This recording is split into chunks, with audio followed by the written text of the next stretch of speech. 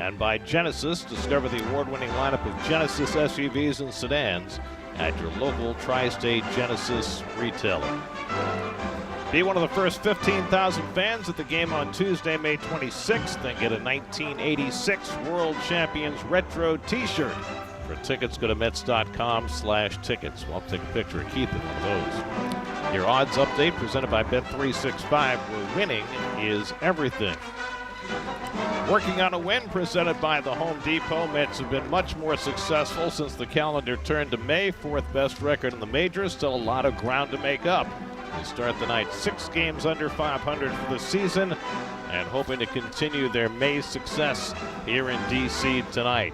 Start of a 4-game series with the Nationals. Come on down. First pitch is coming up.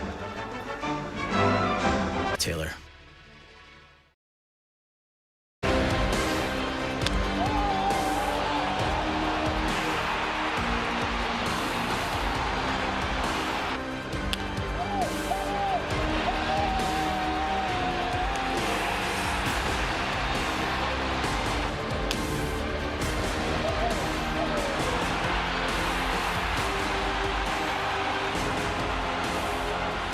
Lots of reason to celebrate for the Mets yesterday. A remarkable victory down to their final out. Tyrone Taylor's 3-run homer tied it. Carson Bench's ground ball in the 10th inning won it. And the Mets on a roll as they come to D.C. Honda Mets starting lineup. And Taylor is in the lineup today against a right-hander. That's rare.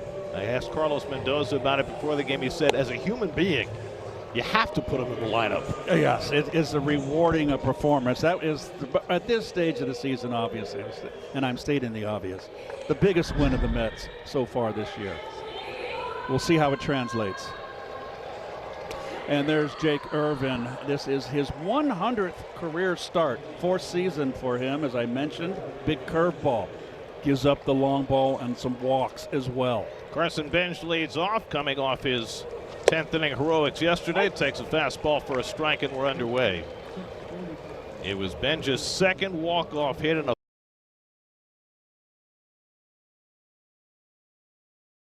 the king of the walk-off fielder's choice, of which Bench had one yesterday. And that fastball catches the inside corner, and it's a ball, and it's 0-2. Despite what it says on our bug. Bo Bichette on deck, and then Juan Soto. And Bench chops one off the plate out toward third, a foul ball. He was running it out. He'll come on back as Keith checks out the defense. Are you sure, Gary? It's the Moo defense, Gary, so I correct you there. The Washington National defense, as I mentioned in the open, leads the major leagues in errors. The defense in the outfield is superb. Jacob Young is one of the best center fielders in the game. On the infield, a little shaky. Garcia's a second baseman. They've got him at first. That sounds kind of familiar, doesn't it?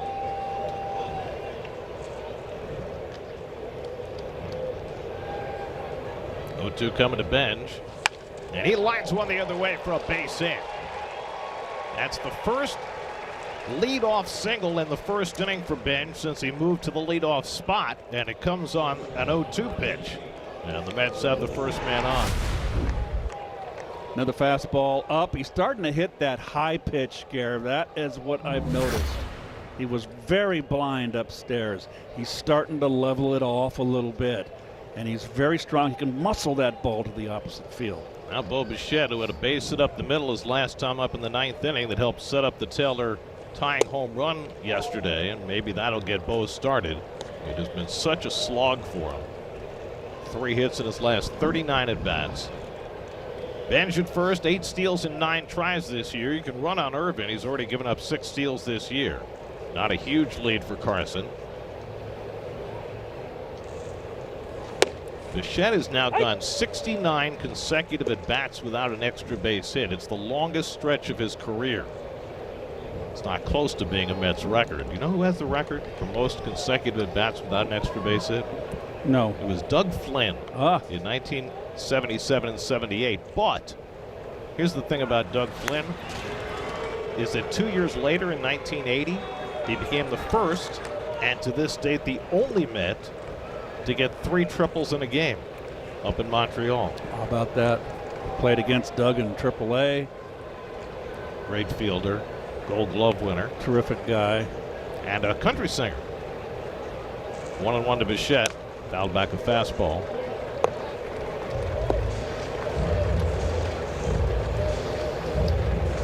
Well, the OPS is down, and mostly that's about the way he has hit fastballs. He's got the third lowest OPS against fastballs among qualifiers in the major leagues. Yeah, he just hasn't been getting the barrel through. Urban ahead of the second straight hitter. Bench takes off, and Bichette flies one out to right, and James Wood is there. And he makes the catch. Bench back to first, and that's the first out of the night. We've seen a lot of that off Bo's bat. He's just not getting on top. Now, you don't want to change his swing. He's had success. He's always been kind of an off-field hitter, Gary. He likes to inside out the ball, but his bat has been tilted, and he's dropping his shoulder.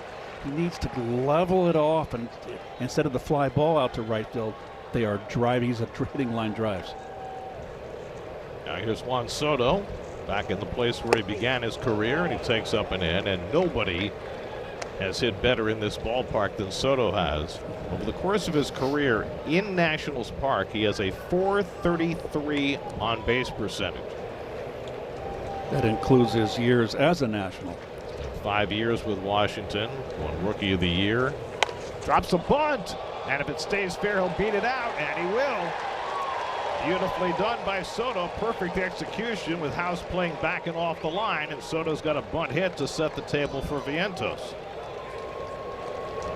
Well, they play that third baseman back so far, and you can't even see him in the picture there. So it's like, okay, would you be happy to give up a bunt single to Soto as opposed to having him swing the bat? We used to say that when Kingman was a Met. Depends what the next guy does. Exactly. Vientos has been swinging a hot RBI bat. Chases a breaking ball for strike one. Mark has 16 RBIs in his last 16 games. And 3 RBIs in the series against the Yankees. Bench at second, Soto at first with 1 out. Urban has given Vientos trouble, just 2 for 17 against him. And fastball right there for a strike, and it's 0-2. So other than Soto, Urban's been ahead of all of the hitters so far. His strikeout numbers are up this year, but his walk numbers are up as well. And he's had a lot of trouble in the first inning, and he's trying to dodge first inning trouble tonight. Yep, he's averaging 4.2 walks per 9 innings, Gare, and giving up almost 9 hits per 9. It's a lot of base runners. Jake Urban's first inning ERA this year is 12.00. And he gets Vientos with the breaking ball. 3 pitches, and Vientos is out. There are 2 away. Well, they got ahead with the heaters. And here comes your little slide ball starting out down and away, and then you're not going to hit that because it's a foot outside and in the dirt. So it's left to Brett Beatty, whose bat is really starting coming around. 7-game hitting streak. Bats here with 2 out and 2 on. And Beatty takes outside ball 1. Brett's been a lot more selective. Over the last 26 games, he has a .388 on base percentage. He really sits back on that back leg here with that front foot on the tippy toes almost, and all that weight on the back to drive forward. Beatty fouls one away. The Mets have seen Jake Urban at his absolute best. Best game he ever pitched in the major leagues was 2 years ago here on July the 4th. That 11 a.m. game.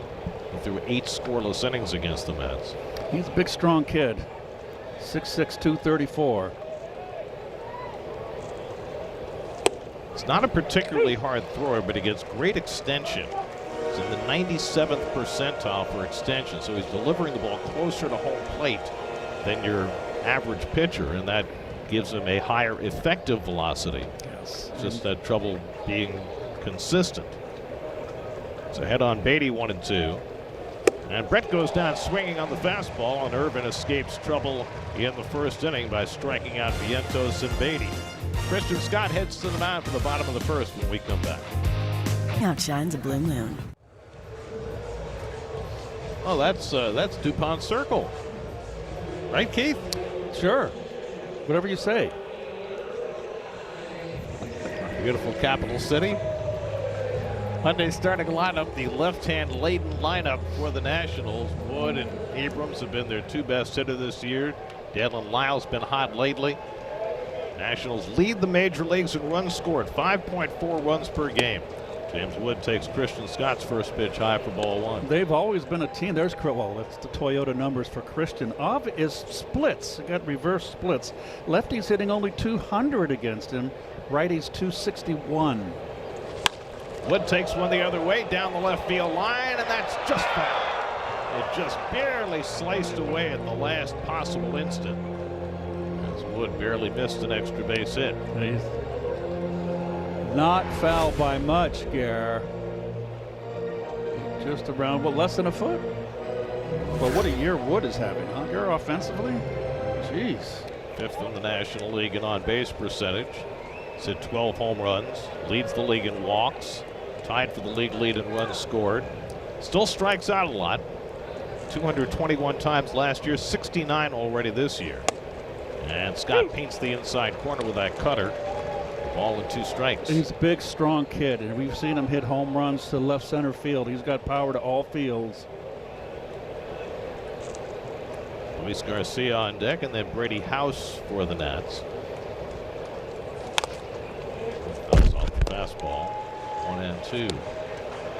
Scott last outing, it was against Detroit. That was the Wednesday game. Went 4 2/3, scattered 7 hits, gave up just 2 runs, and no decision for him. A game the Mets eventually won in 10 innings. 1-2 coming. Off speed pitch popped up foul off the left side, and that'll go out of play. You know, this Nationals team has always been a team of swingers, I should say. And they are 6th in the National League this year in walks, which is a real uptick for them. Much more selective. Well, they have a completely new brain trust this year. Blake Butera, the youngest manager in the major leagues, and they've overhauled just about everything. And Scott misses high with a fastball at 97. 2 balls, 2 strikes. We've got a new hitting coach in Matt Borg-Schulte, and they have tried to change the approach, and so far it's been extremely successful. 7th pitch of this opening at bat from Scott to Wood. And he bounces that one toward first, a fair ball for Vientos, and that's the first out. Mets defense brought to you by Genesis. And that has pretty much been everybody. This is what they've been going. We talked about Taylor being rewarded with a rare start against a right-hand pitcher in left field. You don't get hurt defensively with Tyrone. That is really a solid defensive outfield for the Mets. Here's Luis Garcia, 26 years old in his 7th big league season. He's been a hot hitter, last 8 games hitting .419. He's always hit well against the Mets, too. When Christian Scott made his only prior start against the Nats 2 years ago, it was Luis Garcia who ruined his day. Scott had allowed just 1 run over 6 innings. But then in the 7th, Garcia hit a home run, a 3-run shot, and that was the end of Scott's day. Poked foul, 0-2. It is a delightfully toasty day here in D.C. Yeah, not horribly humid, which it would be if it were 94 degrees in the middle of the summer. Relatively small crowds scattered around. 0-2 coming to Garcia, and he just got a piece of that splitter to stay on the at-bat. The Nats on Saturday beat the Orioles to get to 500 for the season. It was a huge stepping stone for the Nats, who then lost yesterday to fall back to a game below 500. But the reason why it was so huge is Garcia hits it right at Semien for the 2nd out. Is that the previous 15 times that the Nats had been 1 game under 500 and had a chance to get to 500, they had lost. Yep. Well, they got to 500 and then they turned back and gave it back. Yeah, well, now they have a chance to get back there again today. Be 2 in a row. They're only a game behind the Phillies for 2nd place in the National League East. There's Brady House, and he grounds one on the left side. Beatty going to his left, nicely done, and throws him out. Side retired. Christian Scott with a 1-2-3 opening inning. No score after one. Marcus Semien leads off as we go to the second inning. Semien's bat has started to come around. Last 11 games hitting .293 with an .851 OPS. Had 3 hits in the game in the series against the Yankees. And takes a fastball strike from Irvin, a ball and a strike. It's got a couple of base runners in the first. Benj a leadoff single, Soto a bunt single, but Irvin came back to strike out Vientos and Beatty. And that's been a bigger part of Irvin's game this year, even though his numbers are not good. His strikeouts are up. Last year he averaged just over 6 strikeouts per 9 innings. This year 9.5. Well, his ERA is almost 6, so it's been a struggle for him, especially lately. Last 3 starts, his ERA is over 8. 2-1 to his Semien with Ewing on deck. Fouls one back. A.J. Ewing moved up to 7th in the order after getting 8th for the first week in the big leagues. And that's been the greatest value of Irvin. He is tied for the most starts since the start of 2024 in the major leagues. Exactly. Tied with Logan Webb and Freddie Peralta. Full count to Semien. And as we mentioned, this is his 100th career start. He is a career 23 and 28 pitcher with a 5.01 Ernie. 3-2 coming. And Semien pops one foul off the right side.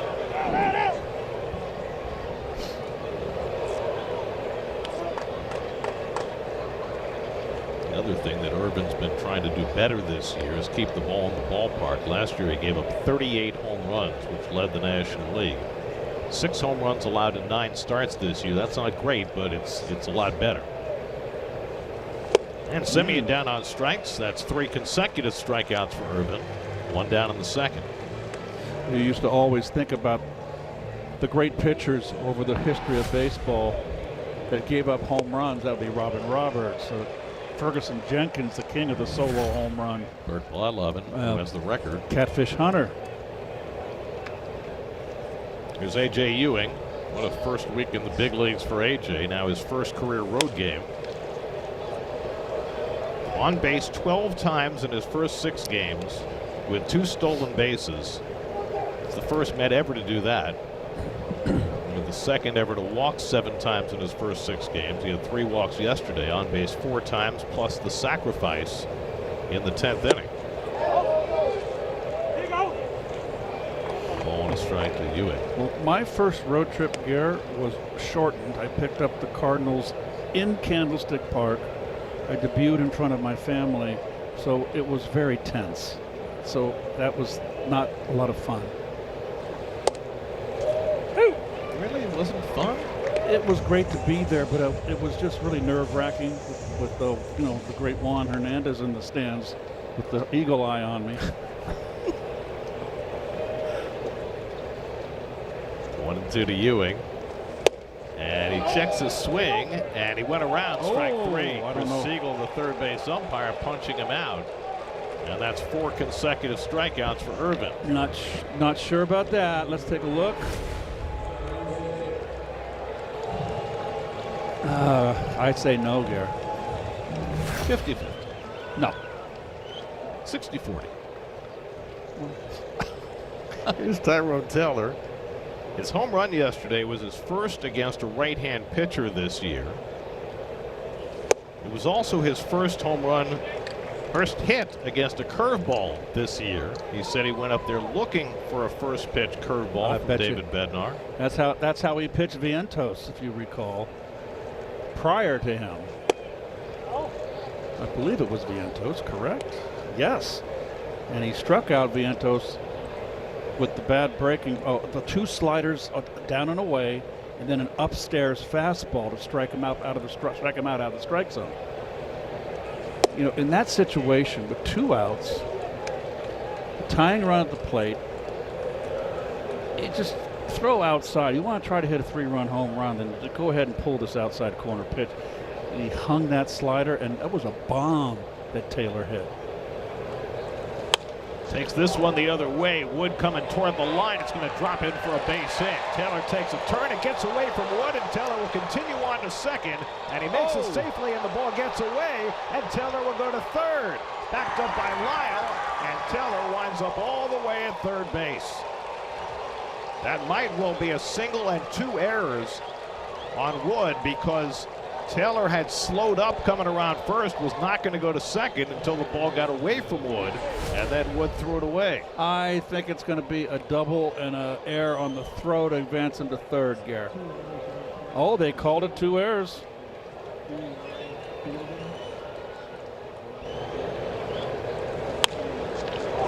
Well, Taylor always hustles. Now Luis Torrens, who lost in all the Taylor's heroics yesterday, was what Torrens did to get the Mets back in the game. A 2-run pinch hit double in the 6th inning that got the Mets within 2 runs. Yeah, he's one of those guys that can hit the line drive down the right field line, Garrett. There were 2 hitters when I played that I got burned down the line, and they didn't burn me ever again, and that was Phil Garner was one, and Manny Mota with the Dodgers. They did score that, a single and then 2 errors on Wood. One to allow him to get the second, the throwing error allowing him to get the third. Torrens pulls one foul, and the Nats have now committed 45 errors this year, which is the most of any team in the National League. Taylor always hustles.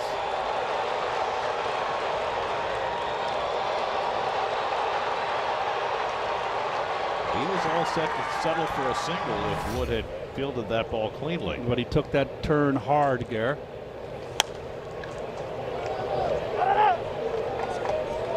I mean, if you wonder how the highest scoring team in baseball has a record under 500, well, their defense has been atrocious. Yes. Their pitching has been poor. Yep.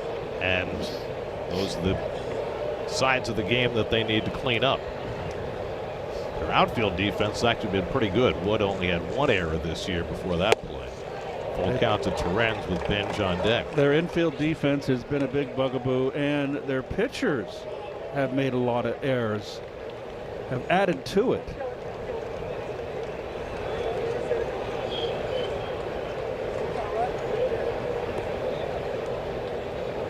Boy, it's a good game to lose weight, Garrett. If you're, you know, nice and hot, get a good sweat going. Be better if it were a day game. Torrens pulls one over the bag. That's a fair ball going down the line, and that'll bring the game's first run. Taylor scores. Torrens goes to second with an RBI double, and the Mets jump in front 1-0.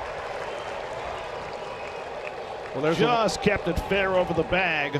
11 RBIs now for Torrens. Unearned run, and the 2 heroes from yesterday's game get the Mets out in front. Torrens right down the line. Taylor, of course, with the hustling single. Umpire doing the do-si-do. Such a hard call for the base umpire where that ball lands fair before the bag, foul after the bag. He has to determine where it went over in the air. Did it clip the bag? And Siegel said it did. Now Carson Benj takes curveball and misses for ball 1. Benj had an opposite field single on an 0-2 pitch his first time up. Mets now have 4 hits, first time through the batting order against Urban.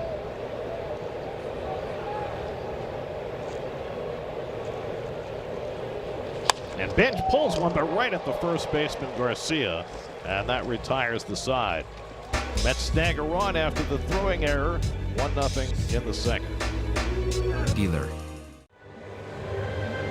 Christian Scott staked to a 1-0 lead as we go to the bottom of the second. Let's check in with Steve Gillen. Steve? Gary, we've debated plenty over the years the merits and the drawbacks of all the information that these players get nowadays before they go up to the plate. And I think what we've come to the understanding of is that really players are at their best when they use some of the analytics, but also mix it with paying attention to the game and using some intuition. I think it all came together perfectly for Tyrone Taylor in that 9th inning with the game-tying 3-run home run yesterday.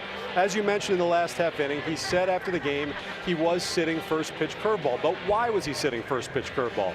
Well, it started with Jeff Albert, the hitting coach, in the dugout telling his guys, hey, Bednar goes in zone with that curveball pretty often first pitch. Okay, so that's the first little thought in Tyrone Taylor's mind. But then Keith, as you mentioned, he's also watching from the on-deck circle as Bednar starts Mark Vientos with 2 2 curveballs in that at-bat previous. So there's another data point to pay attention to. The third thing in Tyrone Taylor's mind is that 2 innings earlier, he had crushed a fastball. Now, it was an out, but he crushed a fastball and thought to himself, you know what?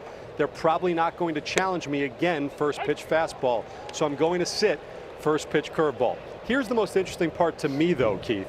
He said that even though he was sitting and thinking first pitch curveball, he had to approach that pitch like a fastball was coming, because if he's thinking and approaching his setup like a curveball is coming in, then he'll be late to it. So he had to get the foot down like a fastball was coming, look for the curve, wait back on it, and crush it. Well, yes, and a lot of it is observation, and you don't have the familiarity of back when I played, when you're playing the American and National League. There's a strikeout right there of Abrams, who's having a terrific year. When you're facing someone you don't know, it would be nice to know what his tendencies are. But, you observe. He observed in the on-deck circle, and it fed into the data he got. Okay, fine. It's okay to sit on a curveball, and he didn't. It sounds like he was in anticipation. That's what I did. So if you got a fastball, you can still get around on it. If you didn't get it, you didn't like the pitch, okay, you're 0-1. Go to hitting. So, it's a game-breaking situation where you need a home run to get back in the game. He got the pitch. So, yes, I agree right there. There's a lot that goes on that can work together, watching and getting some data. And Keith, I think you said it right, and we probably shouldn't have said Tyrone Taylor was sitting on the curveball, because when I did bring that up to him, he said, well, I was anticipating the curveball. There you go. There's a difference. It's exactly what you said. That's the key word, Steve. Anticipation of the breaking pitch, sitting on fastball. Therefore, you can get it. The breaking ball is going to be slower in velocity, and it's going to start, if it's righty, lefty, lefty, it's starting at your shoulder, and it's going to break out away. If you're sitting fastball up the middle, you can adjust to it and then still hit the fastball. You can cover both pitches. Scott ahead on Dylan Lyle, 1-2, and Lyle fouls it back. Scott's got an electric fastball tonight, especially up in the zone. Struck out Abrams on 3 pitches, got ahead on Lyle, who's been a hot hitter.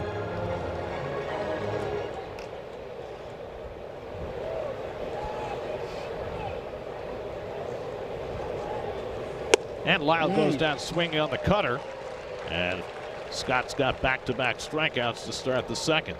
That pitch upstairs, today's hitters are so vulnerable upstairs. This is not a strike. That is the toughest pitch right there. That's that borderline letters. And that is a pitch you have to learn as a hitter and discipline yourself to lay off, unless it's a cookie, a hanger, then jump on it. Now Jacob Young, Christian Scott's college teammate. They were together at the University of Florida. Both were drafted in 2021. Scott went in the 5th round of the Mets. Young went in the 7th round of the Nats. Young's had 2 at-bats against his old Gator buddy. He's gone 0 for 2 against him, and he grounds this one foul. 0-2.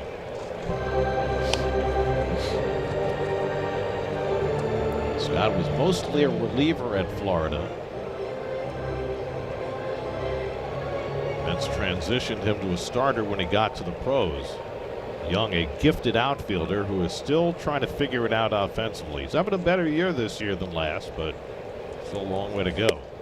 Takes upstairs 1-2. The thought for the Nats was that by this time Young would be out of a job, because they thought that Dylan Cruz, who was the number 2 pick in the draft behind Paul Skeens, would be established by now, but Cruz is back in the minor leagues. Sweeper misses outside. It's 2-2.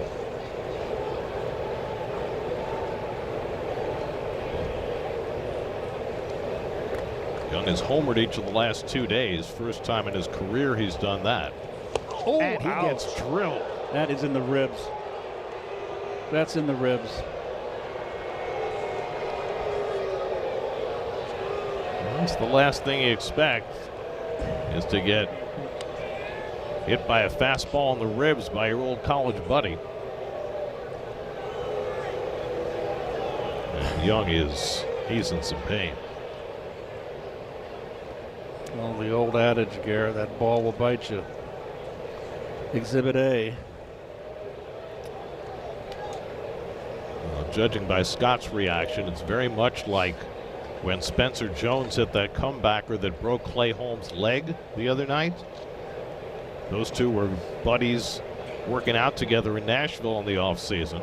And Jones felt worse than anybody that he had waylaid Holmes' season. Well, that's right in the ribs, and there's not a lot of protection there. It's just a lot of bone. Of course, you're concerned about a broken rib. Yes. And it's hard to tell initially. They got a smile out of him.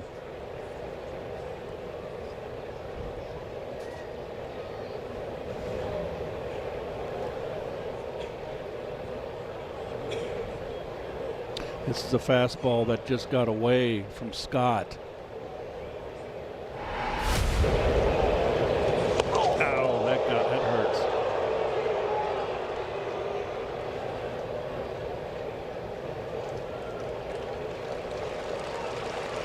And I think Wood's coming out of the game. I mean, excuse me, Young is coming out of the game.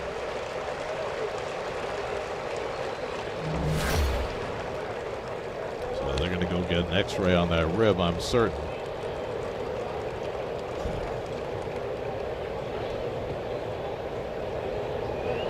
And the pinch. And we'll get Joey Weimer to pinch run for Young. The former Brewer. And presumably he'll take over in center field. So it's the first base runner of the game for the Nats, and it's a painful one as Young is forced out of the game.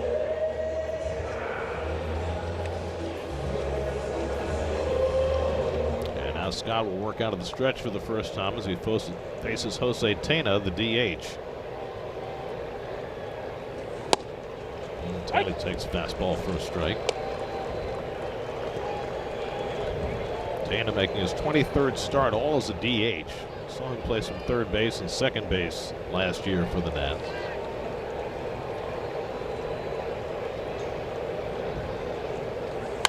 The Nats do a lot of platooning other than their stars. Well, you normally don't platoon your stars. Right, but they've had the second highest percentage of plate appearances with platoon advantage of any team in the majors. Only the Guardians have had more. So they will go a lot of left-right depending on who's on the mound. Line toward the gap in left center field by Tena. That's going to go back to the wall. Weimer can fly. He's on his way to third. They're going to wave him around, and he will score the tying run. It's an RBI double for Jose Tena, and the Nats get even.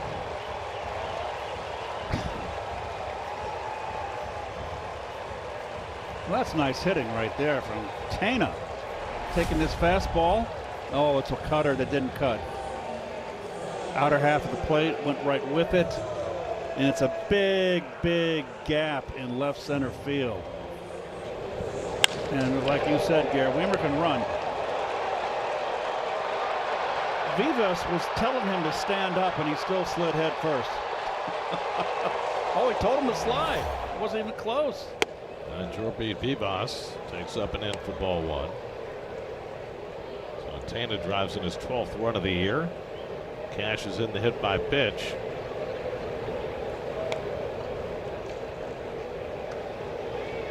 Vivas playing second base today. It's mostly been Nasim Nunez this year. Nunez has had a spectacular defensive year, but he hasn't been hitting much lately, so they're giving Vivas a start today. Vivas was with the Yankees last year.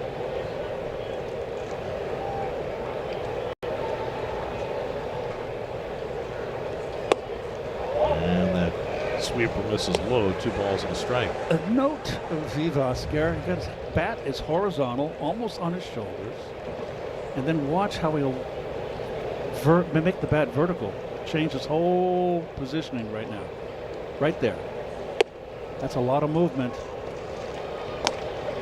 prior to starting your swing.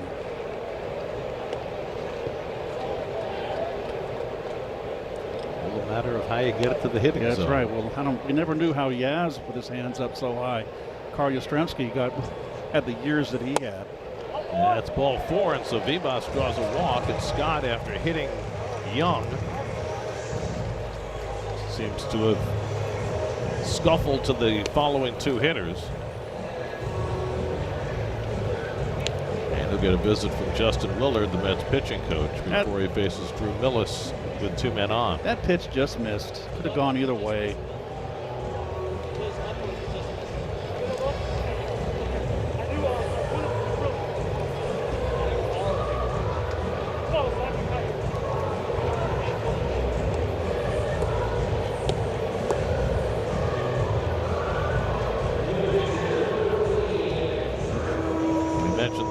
Leading the major leagues in runs scored.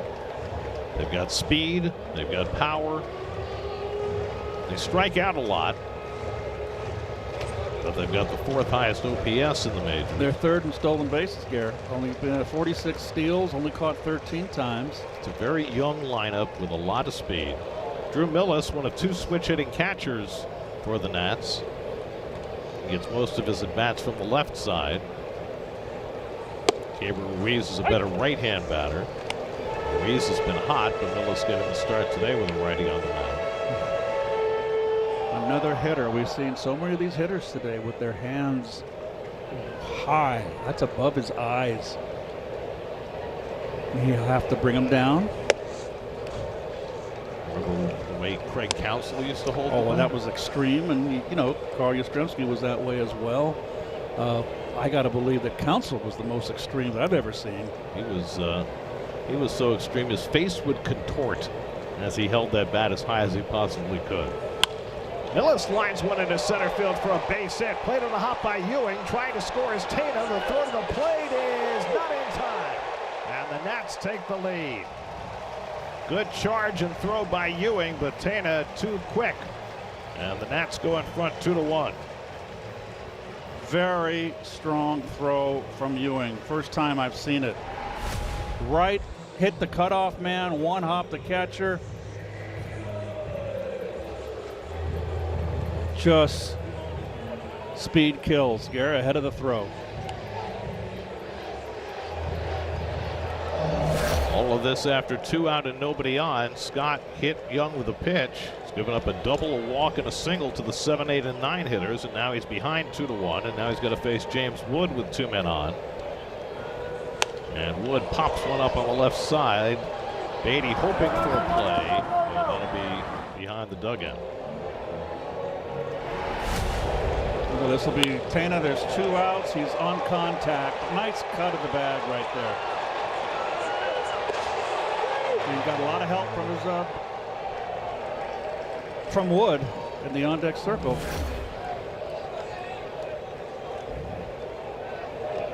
Wood grounded out to first base his first time up. Scott gets ahead of him 0-2. Drew Millis came into the game hitting 136 with runners in scoring position, but a solid single to center driving in the go-ahead run.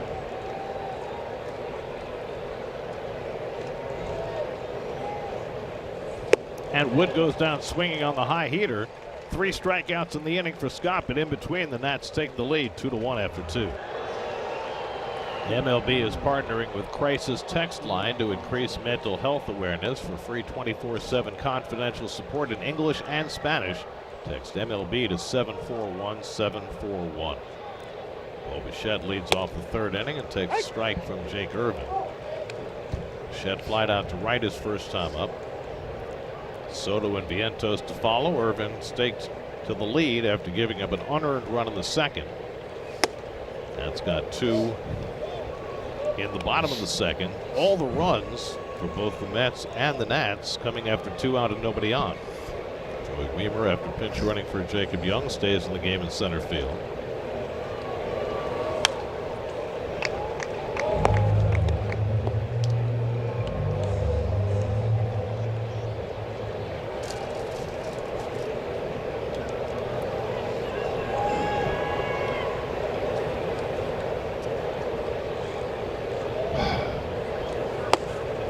Misses badly with the curveball, and it's 2-2. Irvin's been ahead of almost every hitter in this game.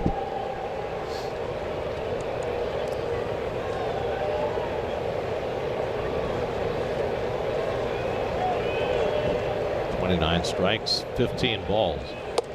And just off the corner. 3-2 to Bichette, who has not been walking very much. It's not a big part of his game. He's a very aggressive hitter. But Irvin can walk people. Seen that before.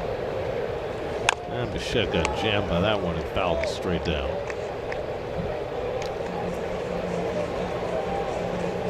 How long is it going to take? You know he's going to get going at some point. Like Mendy told us in one of his meetings, seems like an ice age ago, that he'll have a month where he'll get 40, 45 hits. It's what you came to expect watching him in Toronto. It was amazing the way he came back in the World Series last year after missing so much time. 3-2 coming. And that's outside ball 4, so Bichette works out a walk, and the Mets have a leadoff base runner. Obviously, Bichette was a huge acquisition for the Mets. There are some notable ones. Foster Griffin didn't get a whole lot of attention coming over from Japan, but he's been great for a Nationals pitching staff that has otherwise struggled. And some other notables. Robert Suarez, part of an impenetrable Atlanta bullpen. Braves are 32-15 starting play today. Here's Soto, who had a bunt single his first time up, and this time Brady House is playing a little closer at third base. It was a good idea by Soto, but it didn't pay off because Irvin then struck out Vientos and Beatty. Bichette dancing off first, and he just got back. Oh boy, he did. That was a great move by Irvin, and he looked like he timed it just about perfectly as Bichette was dancing away. There's a case where if you've got a left-handed first baseman with the glove on the right side, on his right hand. Nats are going to challenge the call, and they may win. I think it's not enough to overturn, Gare. Let's see. Garcia gets the tag down on the shoulder. Did the hand get back? Yeah, I think he might be out. Can't really see the hand in that shot, though. But you know what I'm saying? With a left-handed first baseman with the glove on the right hand, it's a quicker tag. Dan Bellino and Vic Carapazza are the crew chiefs in the replay center this week.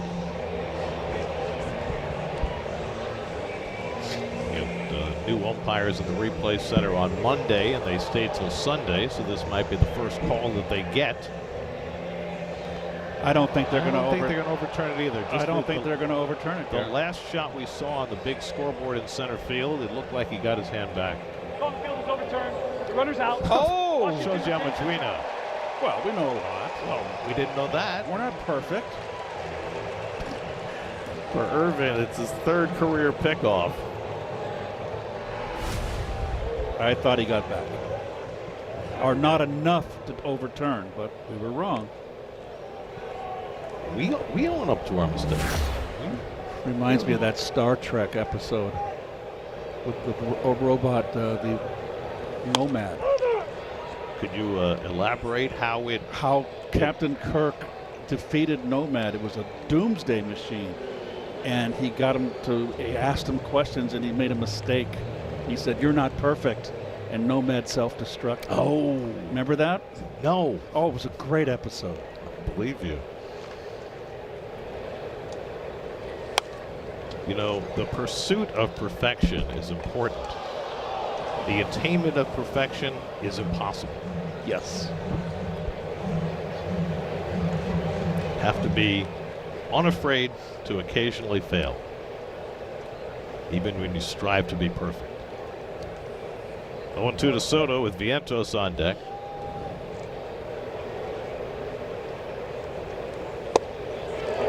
Curveball stays outside, 1-2.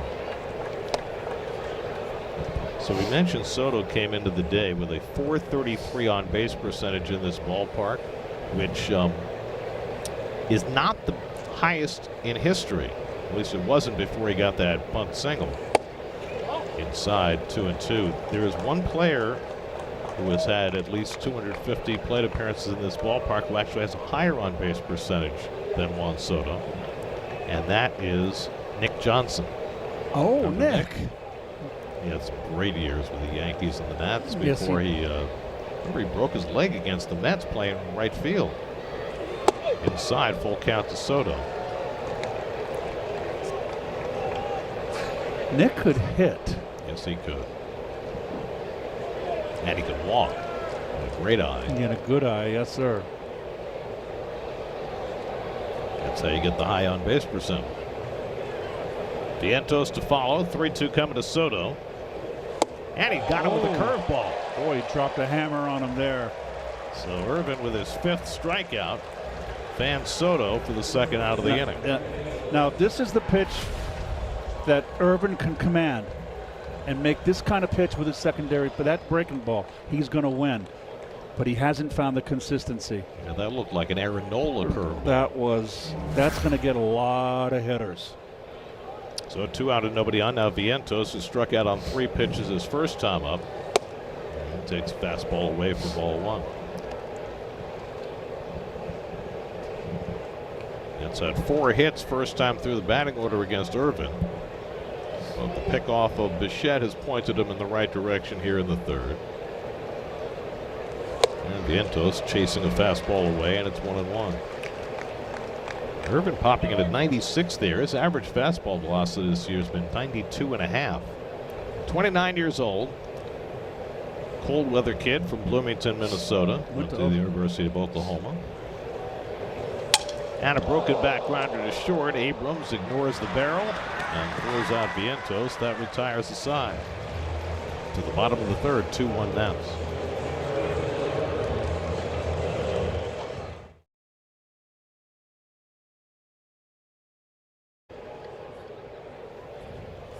Luis Garcia leads off the home 3rd and takes wide from Christian Scott. Garcia lined out to second base his first time up.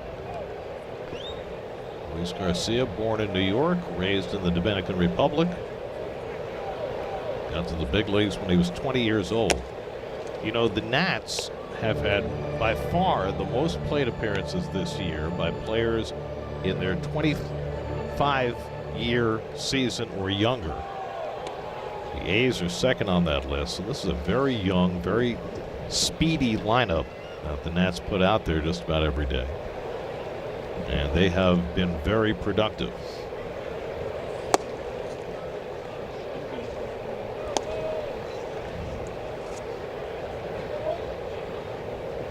And their schedule so far has been challenging. Yes, it has. And the Mets' schedule come June is starting to get very challenging, Garrett. We got 13 games remaining this May, and they're going to be 4 against Washington here. They're going to have a home and away series against the Marlins, 3-3, and then 3 against the Reds. And then June comes, and it's going to be dialed up. The competition's going to be dialed up severely. Starts with that trip to Seattle and San Diego. And Washington and the Marlins are no longer layups. They're competitive teams. 2-2 coming, and Garcia pops it up. Torrens moving for it to the on-deck circle and makes the basket catch. Torrens didn't see that ball at first, so he closed some ground, got to that foam on-deck circle, which can sometimes be an issue. At least it was the Mets on-deck circle, so he didn't have all the paraphernalia there. Exactly. Nice play. So 1 out now. Brady House, who grounded out to third base his first time up. House is just 22 years old. Got his first big league action last year. Played 73 games as a rookie. Really struggled, but he has made strides this year. He's got 7 home runs, as you can see. He had 4 all of last year. Struck out 50 times already this year. He lines that one into left field for a base hit. Over comes Taylor to cut it off, and House will stop at first base with a 1-out single. 3rd hit against Christian Scott, and they've all been well struck. He jumped on top of this high hanging breaking ball.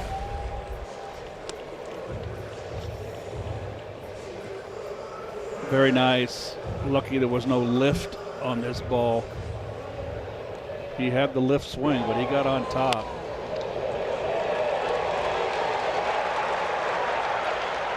Now C.J. Abrams has struck out on 3 pitches his first time up.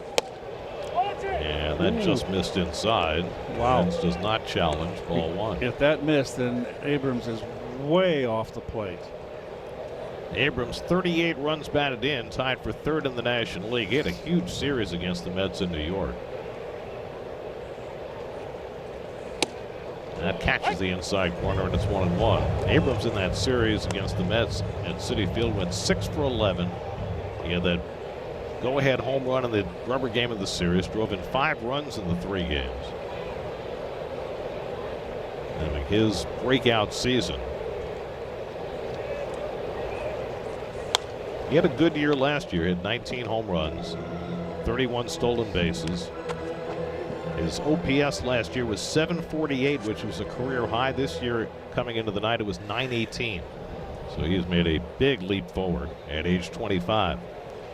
Abrams and Wood, part of the haul that the Nats got when they traded Juan Soto to San Diego. Back to a sweeper, misses 2-2. And that was a big trade for the Nats. It really restocked them. They got Mackenzie Gore in that deal, who has moved on. But in Abrams and Wood, they've gotten their 2 cornerstones. House at first with 1 out. And Abrams socks one deep but foul.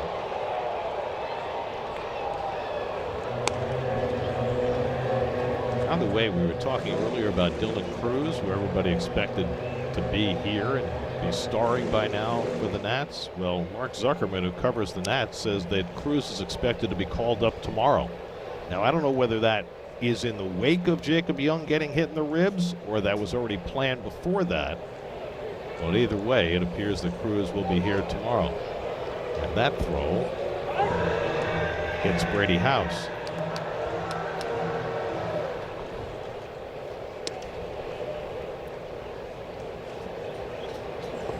Butera, the youngest manager in the majors, youngest since Frank Quilisi managed the Twins in 1972. Frank Quilisi, wow, bring the name back. Got him with the breaking ball. So Scott strikes out Abrams for a second time. That's 4 strikeouts for Christian. And Frank Quilisi was on that 65 Twins team that played the Dodgers in the World Series. Yes, he was. Infielder.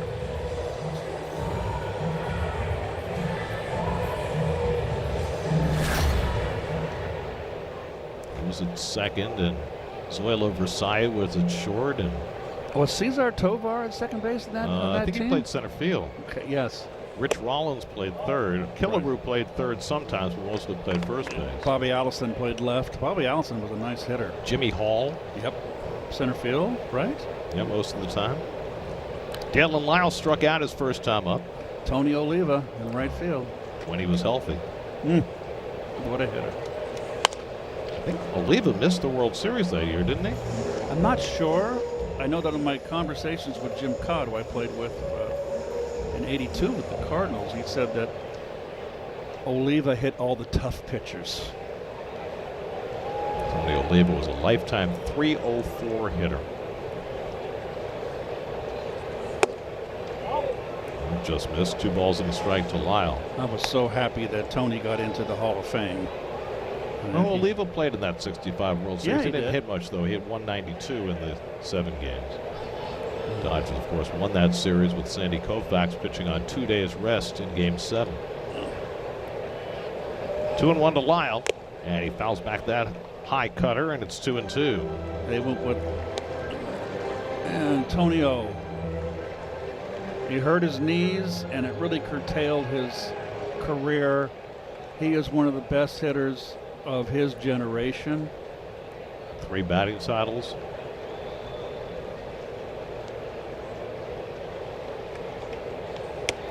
I think of Tony Oliva the way I think of Moises Alou. If they had stayed healthy, the kind of careers that they would have had, because they were both one of the best hitters of their generation. Well, Tony got in the Hall of Fame. He did. He had to wait a long time, and I'm just so happy for him. And I got a chance to congratulate him. That's away, ball 4. And Lyle draws a walk. That's the second walk given up by Scott, and the inning continues for Joey Wiemer. You know, everybody forgets in that series, you know, those days in a World Series, you went with 3 starters. So it was Drysdale, Koufax, and Claude Osteen. Claude Osteen pitched a big game for the Dodgers. Everybody forgets because Koufax stole the headlines. Marcus Koufax, remember, didn't pitch the first game of the series because of the Jewish holidays, so Correct. he went 2-5-7. And then I think Drysdale got clobbered in that first game. So here's Weimer batting for the first time. Came in as a pinch runner when Jacob Young was hitting the ribs. Came around to score the first run for the Nats. Former Milwaukee Brewer takes high for ball one. When he first came up, he had a hellacious series against the Mets in Milwaukee. He's got a lot of movement, and he takes a big, healthy cut. He's a big, strong guy. Didn't get a lot of at-bats against right-handers, but he's had nice years so far. He's hitting .279 with 3 home runs and 68 at-bats. They've got him to calm down a little bit at the plate. He's not so wild and crazy, and much more calm. And Weimer drives one the other way, and that's going to go to the wall for an extra base hit. House is in to score. Lyle being waved around third. Semion's thrown to the plate. Lyle stopped halfway to home and went back to third base. I think he stumbled. He was getting the go sign from the third base coach. Yep, he was Victor waving him all the Estevez. way. Victor Estevez sent him. So House comes in, and they get just 1 run on the play to make it 3-1 Washington. That's a bullet to right field by Weimer. He's laughing. He stumbled. Cost him a run. He'll be the back runner there. That is a bullet down the line. Third base coach never hesitates. He almost stumbled. And there's the Yep. They both stumbled. He did a barrel roll coming down the line. It's fortunate he was able to scramble back to third. And what can you do but laugh?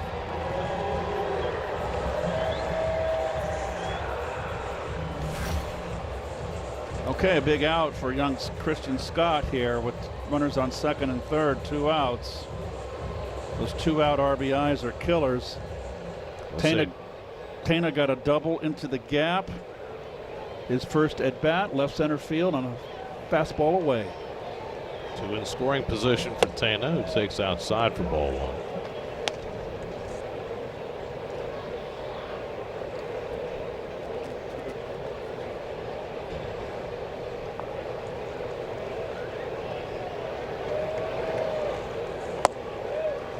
Now Scott behind on Tana 2-0. Nothing has gone right for Christian Scott since he drilled Jacob Young in the ribs in the second inning. He had retired 5 in a row. He was ahead of Young. And since then, starting with that plate appearance, 7 out of 10 Nats have reached base.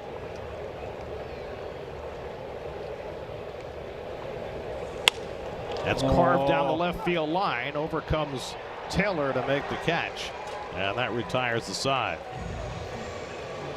Weimer's RBI double makes it 3-1 Nats after 3. An out back for a limited time. Mets down 3-1 as we start the 4th inning. Brett Beatty slams one to deep center field. Weimer goes back, takes a look, and that's way out of here. Brett Beatty with an enormous home run over the center field fence on the first pitch of the 4th inning from Jake Irvin. 3rd home run of the season for Beatty, and it was a bomb. And it cuts the Nats lead to 3-2.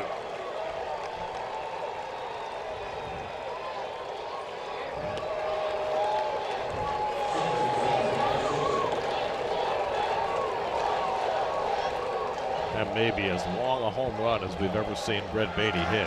451 feet. First ball, fastball hitting, and he got one right down the pipe. And he didn't miss. He has been heating up at the plate. Hasn't shown in the power department, but that was extremely powerful.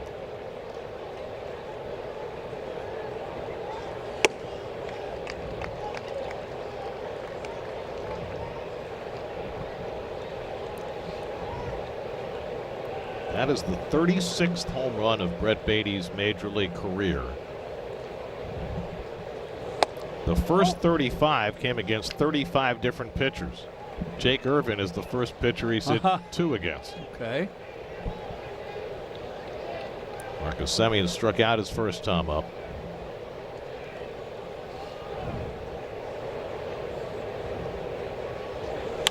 Semyon lines one to left field, but that'll stay up for Lyle, who slides and makes the catch. Ball just took a little dive at the last moment, forcing Lyle to leave his feet. One away. Well, here's another look at the home run. Right down Broadway. Stayed right on it. He went out there into the construction equipment. Went over that environmental, whatever that is out It's there. a dumpster. He almost put it right in the dumpster. It's a dumpster bomb. 1-0 to Ewing. From the side. Little leg kick. Right up at the plate. Perfect balance.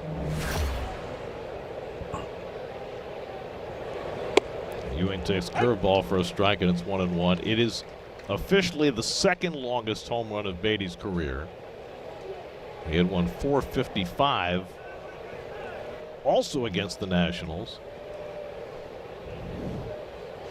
Do you know who I hit the most home runs against in my career? You can have Dave. Is it Dave on duty tonight? That's back home. Have Dave look it up. It'll be a surprise. Somebody good? Somebody very good. How many? But it was, I think it's 6, and it was early in his career as a Met.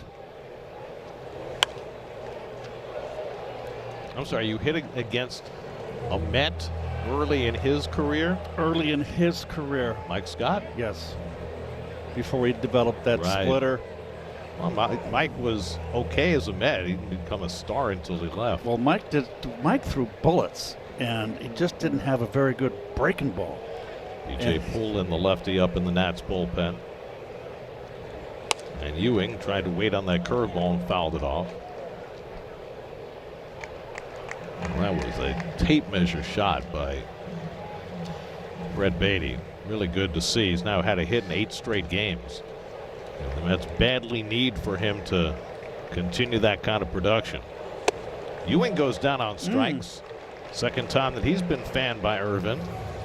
He's got 6 for the day. Stock up, stock down, presented by Mumu. Ellie De La Cruz, red hot, even though the Reds are not. The Dodgers only a half game up on the Padres, who they played tonight. Spencer Torkelson has struggled for the Tigers, who have had woes since the Mets swept them.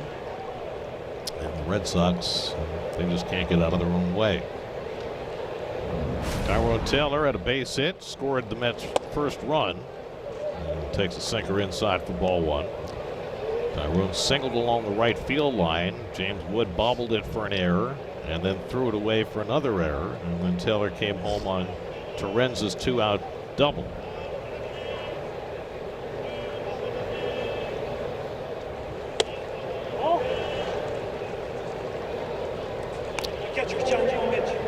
Drew Millis, the catcher, is going to challenge that ball 2 call. And it's still a ball. So the Nats lose a challenge. Really bad spot to challenge. Really? 2 out and nobody on. Unless you're 100% certain. So it's 2-0 to Taylor. And Tyrone rockets one out to left field, but Lyle is right there waiting, and he makes the catch to retire the side. Brett Beatty's home run gets the Mets closer. 3-2 Nats in the 4th. And Worth hits a dead center field. Lagares back to the warning track near the wall, leaping, and he made the catch. What a play! Lagares taking a home run away from Worth. He is something else. What a glove. Show me a better defensive center fielder playing today. You can't. Juan Lagares won a Gold Glove that year in 2014.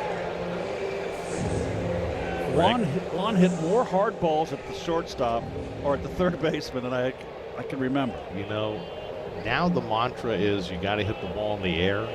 If they've been able to teach Lagares to hit the ball in the air, He had a line drive swing. I mean, never produced the numbers offensively, but boy, was he fun to watch with the glove. Jorby Vivas leads off, the number 8 hitter, fouls one at the plate. It is a foul ball. Torrens says it was sitting on the plate, which would have made it a fair ball, but the home plate umpire Todd Tishner said no.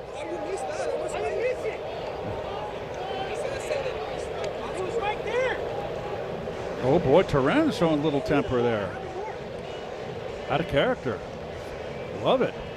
I mean, the plate is in fair territory, so if it was sitting on the plate, which I think was Torrens' contention, it should have been a fair ball. I think it was off the plate. I think it was foul. I'm not sure. All that foul line there is kind of chewed up at home plate, as you can see. It hits initially in foul territory, and then... It's foul. Oh, that's foul. Oh, yeah. Okay. It's a good call. It's the right call. 1-2 to Vivas with Millis and Wood to follow. And a weak ground ball. Semien waits on it. Run away. Christian Scott badly needs an easy inning. He had a 1-2-3 first, but the second and third were both trouble. He threw a combined 52 pitches in those 2 innings. Well, he's got the 8, 9, and 1 hitter, so it's a good inning for him to have a good one. Millis had the go-ahead hit. Single to center in the second. So we just saw a Yankees team that has 2 catchers, both of whom bat left-handed, and now facing a Nats team that has 2 catchers who are both switch hitters. By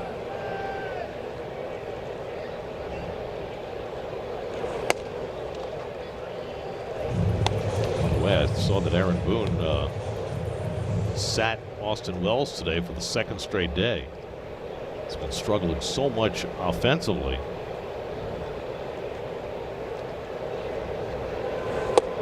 It's in the knees for a strike, and it's 2-1 to Millis with James Wood on deck. Yankees are home against the Blue Jays and leading 1-0 in the 4th with Ryan Weathers on the mound. Weathers was originally supposed to face the Mets yesterday, but they pushed him back a day. By the way, the Mets have solidified their pitching plans for the rest of this week. Nolan McLean's going to go tomorrow on regular rest. And then the Mets are going to bring up lefty Zach Thornton to make his major league debut on Wednesday, either as a starter or behind an opener. Thornton is 24 years old. He was a 5th-round pick in 2023. He's only made 2 starts in AAA, but they like his command and they like having a lefty against this left-hand-laden Washington lineup. And that's why he's getting the call. It's too high, ball 4, and Millis is on for a 2nd time. That's the 3rd walk given up by Scott. There's Zach Thornton, who was in spring training for the Mets. He made a couple of starts and looked good, but began the year in AA. He's had 2 successful starts in AAA, and now he's going to get the call. It might be for 1 outing, it might be for more, depending on how it goes. What's interesting is if they have an opener in front of Thornton Wednesday, David Peterson's spot is Thursday, and presumably they're going to want to use an opener again. So things get a little more complicated in that regard. You've got 2 guys that can open. That's Brazoban as well as Myers. Wood flies one along the left field line, and a slice away and go foul. 0-2 to James Wood, who's grounded out and struck out tonight, 0 for 2. James Wood is still just 23 years old. He's a local kid. He grew up in Rockville, Maryland. Of course, he was drafted by the Padres before coming over in the Soto trade. 31 home runs last year. He's got 12 already this year.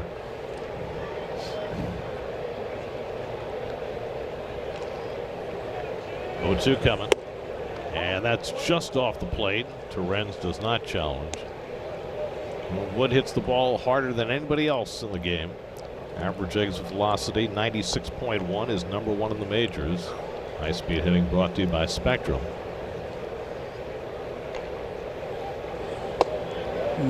Sweeper at his feet. 2 balls, 2 strikes.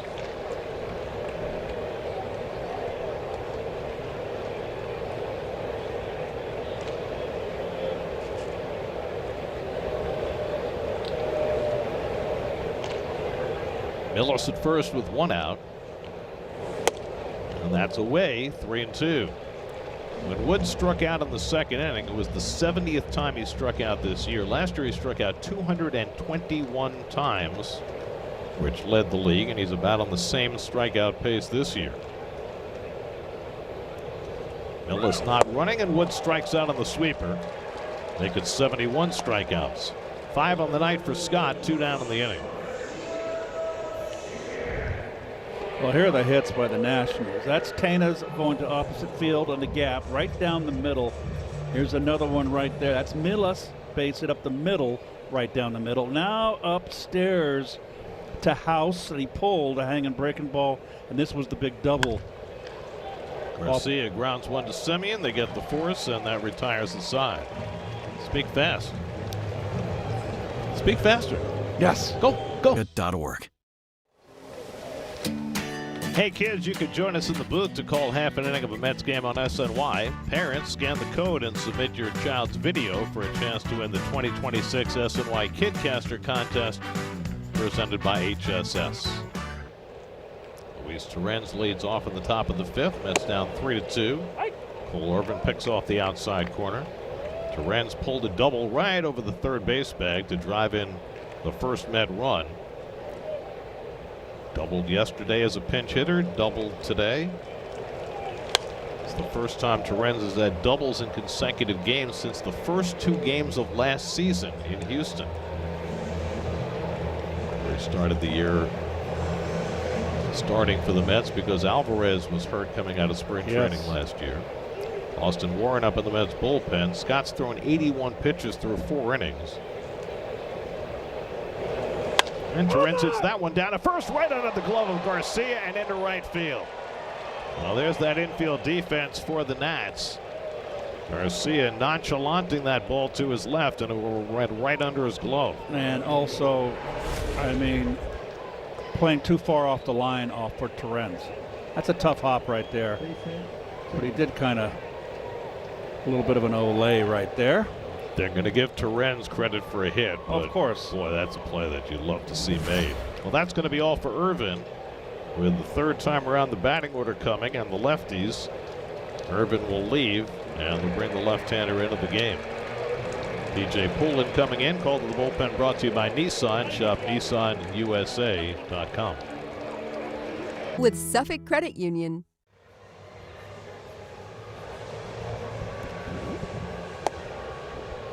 The Douglas Memorial Bridge. Right near the ballpark, isn't it? Yes, it is. That's right. Take you over to Virginia? Yep. Oh, boy. What do we got here? What is that exactly? Like some kind of pepper steak? A brisket cut? Looks like that horse is still fighting for its life. P.J. Poulin in to pitch to Carson Benj. And takes the fastball in the inside corner for a strike. Bench 1 for 2 at a base hit to left in the first, lined out in the second.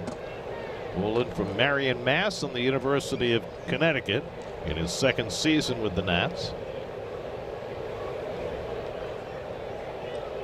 Torrens at first and nobody out, and the slider is well off the plate. Ball and a strike. Poulin is a kind of a side armor. This is a sweeping breaking ball.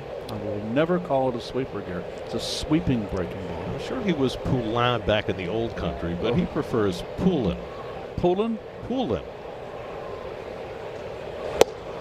Peter Arthur Poulin. Yes. If he was in France, it would be Poulin. But it's Peter Arthur. Shouldn't it be P.A. Poulin? Like David Arthur Kingman? I was thinking about, like our production assistants, the PAs. Or the public address announcer. I guess that's why he's PJ. Wasn't that 2-2 to Bench. little sidearm, short armor, dart thrower? Everybody's a dart thrower today. Very compact motions. He's not so much sidearm. He's 3/4. Bo Bichette on deck. 2-2. And Benj takes that one low and in. It's sinker. 3-2. Benj has had some good at bats tonight already. He's hit the ball hard twice. Torrens at first, a very short lead. 3-2 coming. And he fouled it away. Funny thing about Irvin getting pulled, Irvin has actually been really good third time through the batting order this year, kind of backwards.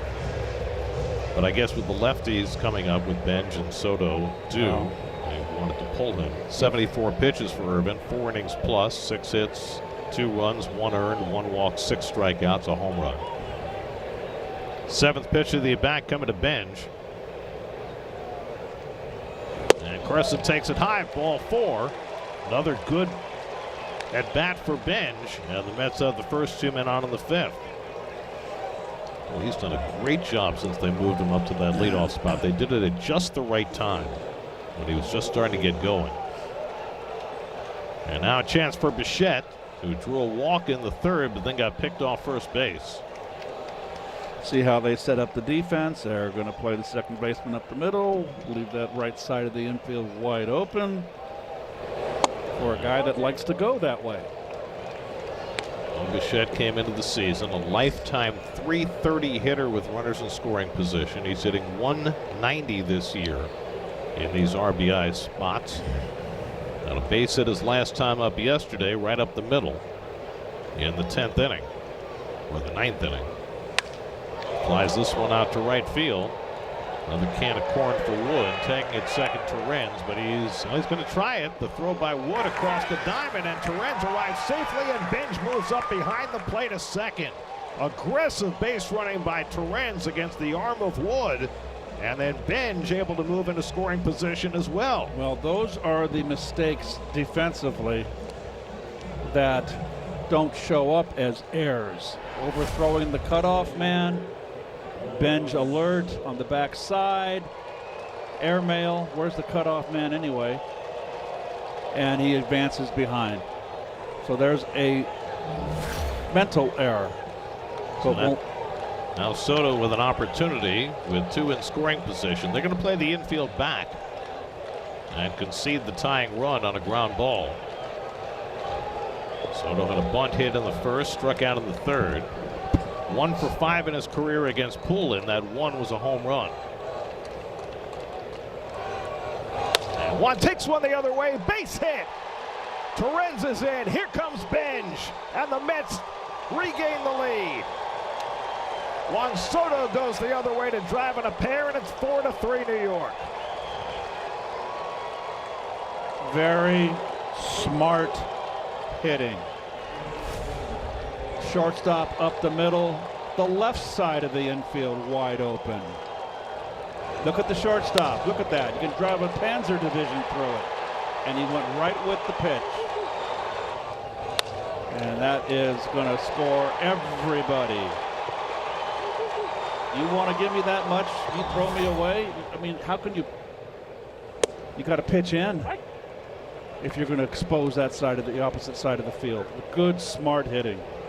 Well, the Mets taking advantage after Wood overthrew the cutoff man. Benj was able to move up, and now he's home with the go-ahead run. Vientos has struck out and grounded out 0 for 2. And he pops one up on the left side of the infield. And Abrams puts it away, 2 out.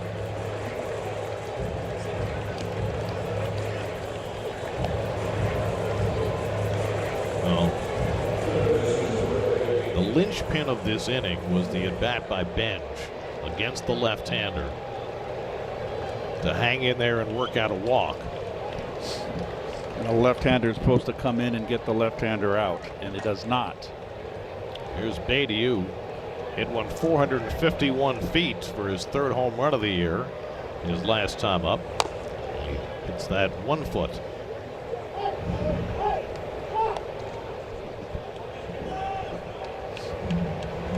Good base running by Benj after the quality turn at bat. Soto turns it into 2 runs. You should have some ammonia water down there. Those towels, instead of pouring water down your back. The ammonia water was so refreshing. On a towel here. Yeah. Otherwise, it'd burn your skin. Fastball by Poulin, and it's 0-2 to Beatty. Now the Mets, in all 5 of their wins on the just completed homestand, came from behind. They were down 3-1 in this game, but a run in the fourth and 2 home in the fifth to regain the lead.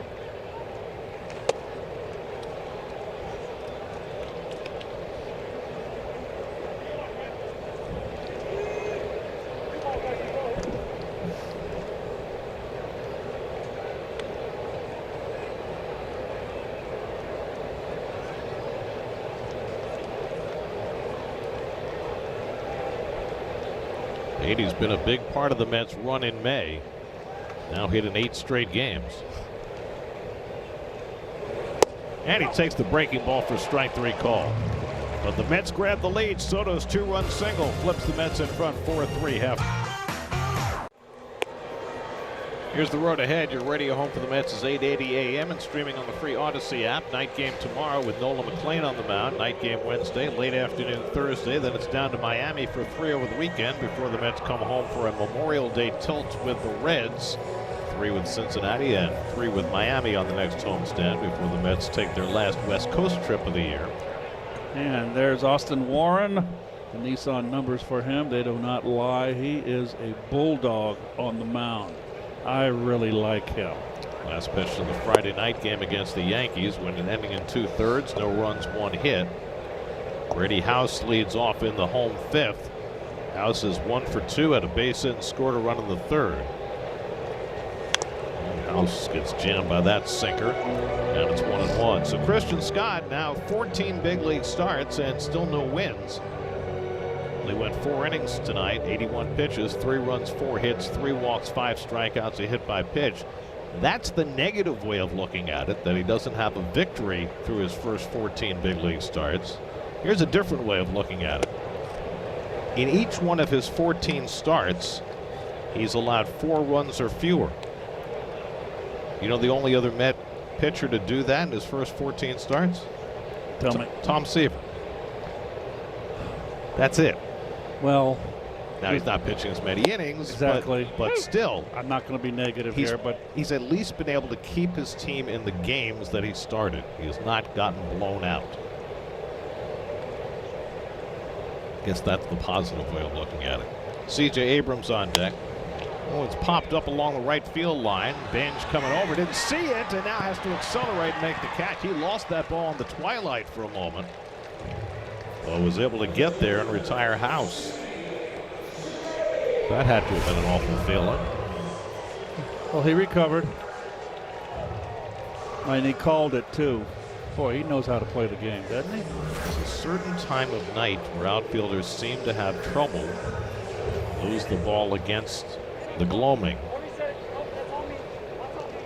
1 out and nobody on. Now C.J. Abrams has struck out twice against Scott. Christian Fan 5 in 4 innings tonight, including the red-hot Abrams on 2 occasions. And the backdoor sweeper misses for ball 1. Warren has really been a godsend in the Mets bullpen. He has. He's been outstanding. Hey, he throws strikes. He goes after hitters. He doesn't mess around. He's got a fastball that runs in, away from lefties into righties. He's got a good breaking ball, and he can throw the back door breaking ball to the left-hander. Mets will need some length out of Warren tonight, because as we move forward in this game, keep in mind that Devin Williams has pitched each of the last 2 days, so Williams almost certainly is not going to be available tonight. And the Mets have to cover 5 innings with their bullpen if they want to win this game. And Abrams takes a swing and a miss, and it's 2-2. Dale and Lyle on deck.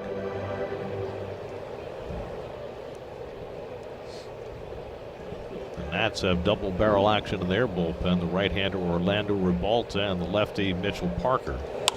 And Abrams flies one out to left center. Angling on the ball is Taylor, and he's got it 2 away. 2 batters, 2 fly balls, 2 outs for Warren. There's the double barrel action in the Nats bullpen.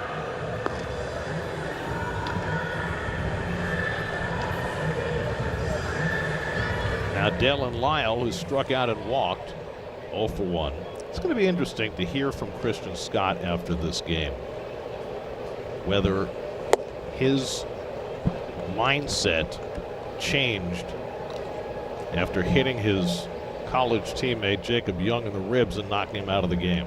Because it appeared to knock him sideways, whether that was coincidence or not. Hit on the ground. Semien to his left. He's got it. And throws out Lyle, and Warren throws a 1-2-3 inning on 12 pitches. Still 4-3 Mets. Stop and Shop. Seen outside Nationals Park. Come on in and enjoy the action. We're going to the 6th inning. The Mets have a 4-3 lead. Mitchell Parker comes out of the Nats bullpen. It'll be his 10th appearance. His numbers are right there. That ERA is with the team ERA, 4.97, which is last in the National League. Their starters and bullpen are 14th. They've given up the most home runs of any staff in the league and the second most walks. That's a bad combination. Marcus Semien had a line drive to left that Lyle made a nice play on last time up. Mitchell Parker was a starter the last 2 years for the Nats. 29 starts in 24, 30 starts last year, but moved to the bullpen this year. His 10th appearance. He can give them multiple innings. And this is up and away to Semien, 2-1. A.J. Ewing on deck, and then Tyrone Taylor for the Mets. Mets were up 1-0, down 3-1. They got a home run from Beatty in the 4th, a 2-run single from Soto in the 5th to regain the lead. And Semien swings and misses at a changeup, and it's 2-2. He's got that unorthodox delivery. Check out his action of his throwing arm, folks, as he brings it back. It's kind of like Rick Sutcliffe. Oh, he's got a little wiggle at the end, too. And a foul tip, strike 3. So Parker strikes out Semien, first man he faces. Not a hard thrower. Watch the arm right there. Stiff, and then he kind of bends that, cups the wrist. Sutcliffe, right? Sutcliffe was more, not as extreme. Sutcliffe was more like Drysdale. A.J. Ewing takes up an in-ball 1. Let's check in with Steve. Gary, yesterday afternoon, I should say, A.J. Ewing executed a perfect sac bunt in the bottom of the 10th inning that ultimately led to the game-winning run. And as you guys mentioned yesterday, bunting is not something that Ewing did much of in the minor leagues, at least not until this season, as he lifts one into shallow center field for out number 2. But it was a directive before the year from Andy Green, the farm director, that the top prospects in the Mets organization, especially the ones with speed, A.J. Ewing, Nick Morabito, that they had to work on bunting in minor league games. And Ewing said, thank God that he made us do that, because early on it's actually pretty scary. He said, you really got to get your head right in there over the bat. And I thought this was a great quote. He said, get your head in there and prepare to die. Well, I guarantee you one thing. He's a hitter, and he had to be really nervous. That was a big spot to get the Vance the runner. And you're not used to bunting. I don't care how much they do down there, and that's great that they did. But still, it had to be very uncomfortable for him. Especially against the lefty. Oh, well, I mean, it was just it was a pressure spot.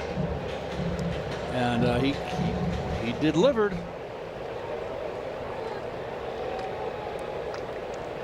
Over 2 to Tyrone Taylor, and he fouls one at the plate. Taylor had a base hit to right and scored a run in the 2nd.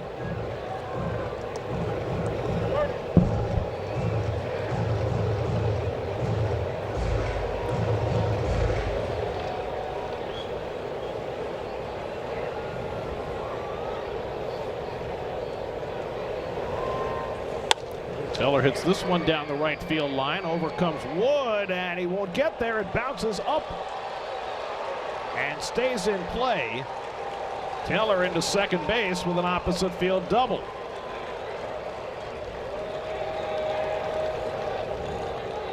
All of a sudden, Taylor getting hot. It's fair by around a foot. 2 opposite field hits today. Right? Oh, less than a foot. Just inside the chalk. So Taylor, a 3-run homer yesterday, 2 for 3 today. And now he's in scoring position for Luis Torrens, who's already 2 for 2 in this game. So the 8 and 9 hitters for the Mets are a combined 4 for 5. Renz takes up with away ball 1.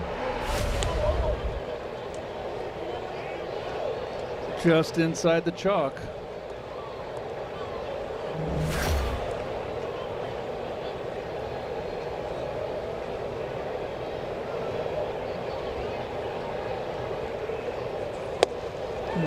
Renz pulled a double over the third base bag in the second to drive in a run. And then he bounced one to the right side that went under the glove of Garcia at first base and was scored a hit. And he came around to score in the 5th.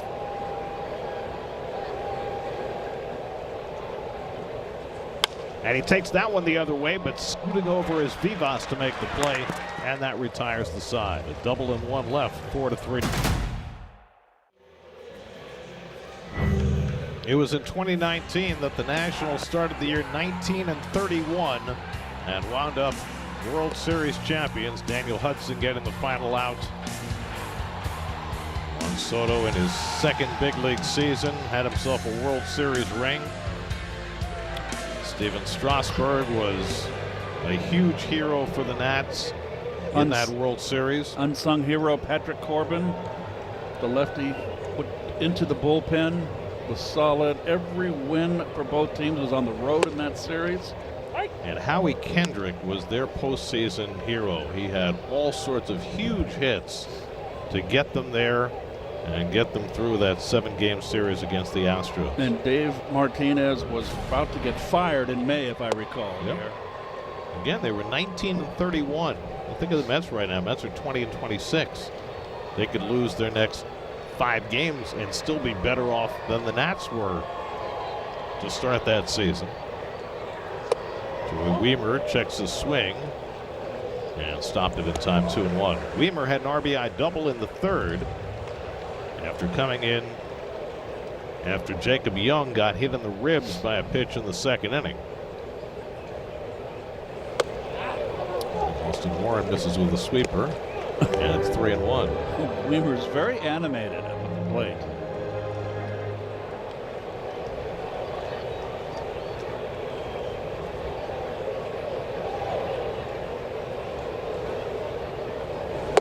That's ball 4, and Wiemer's on with a leadoff walk.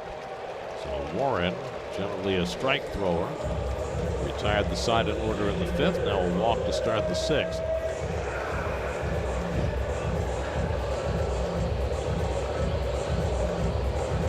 Tana the batter. Tana drove in the first Washington run with an RBI double in the 2nd. Fly down in the 3rd, 1 for 2. Back to a sweeper in for a strike, 0-1.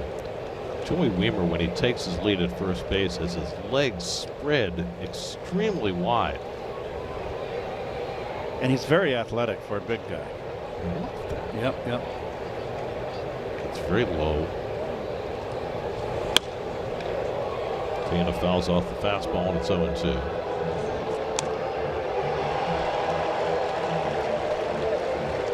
The Marlins are leading the Braves tonight 12-0 in the 5th inning. Ooh, blowout. That's to be going to Miami this weekend.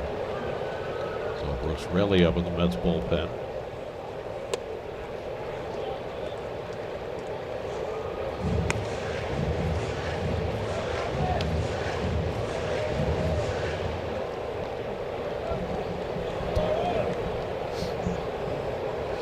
Wiemer the tying run at first with nobody out. 1-2 coming. And Tana takes strike 3 called. A sweeper that swept across the plate for Warren's first strikeout. That's his patented little backdoor slider. It's a big out pitch for Austin. As the NL East standings, the Braves jumping out to a huge lead. The Phillies recovering by going 15-4 since Don Mattingly took over as skipper. Yep. They're tied 3-3 in the 8th with the Reds tonight. Is it too early to glance at the wild card standings here? Yeah. Just out of curiosity where the Mets would be. I think they're 7 out of a wild card spot. So there's still, I think the first task for this team before they think about anything else is to get to 500. Right, and one day at a time, get to 500. Well, they're 6 under now, which is a lot better than the 11 under they were at the end of April. Robert Vivas takes a call strike with a fastball, and it's 0-2. Vivas has walked and grounded out 0 for 1.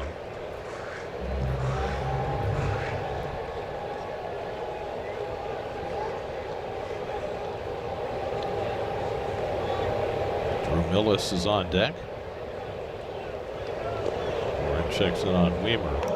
The reason Raley is up in the bullpen is for the guys at the top of the batting order, particularly James Wood, who is 2 batters away. So he's going to save some bullets in that bullpen just in case he's not needed in this inning. That's looped in the air behind second base. Bichette going out, coming in as Ewing, and Ewing makes the catch. 2 out. And we're talking about the NL East storylines for you. We mentioned the Phillies 15-4 under Don Mattingly. The Braves have only lost 1 series. The Nationals, the youngest offensive team and the leading scoring team in baseball. Miami's bullpen has really struggled lately, and the Mets have perked up in May after an awful April. Well, you can also throw in an awful March and April. Well, it's a short March. The one good thing about that is March sure flies by. I mean, they won opening day, but they always win opening day. Yes, they do. Drew Millis in the number 9 spot in the order has reached base twice. He singled to drive in a run in the second, then he walked in the 4th. Weimer drew a leadoff walk in this inning. He's still at first with 2 out, and Millis with a check swing foul on the sweeper, and it's 0-2.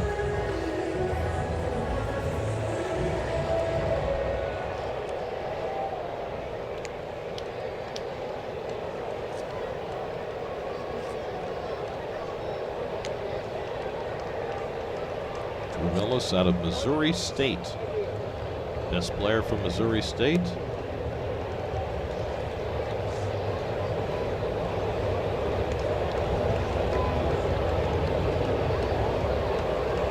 Two coming. Ryan Howard. He's pretty good. I think we're right across the river. I believe East St. Louis, Ryan. Yeah. Wonderful man. Great home run hitter.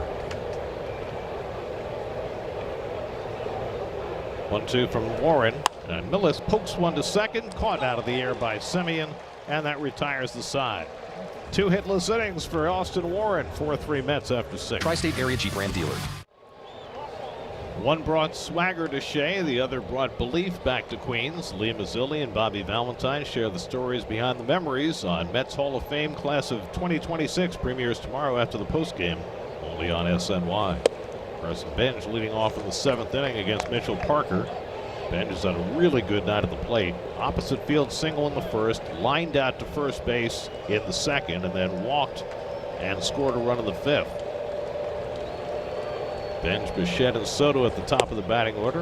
And the sweeper in for a strike, and it's 1-1 to Benj.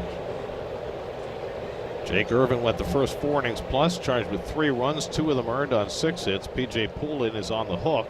1 inning, 1 run, 1 hit. Parker's 2nd inning of work, and Benj hits one on the ground to second base, handled by Vivas on the way.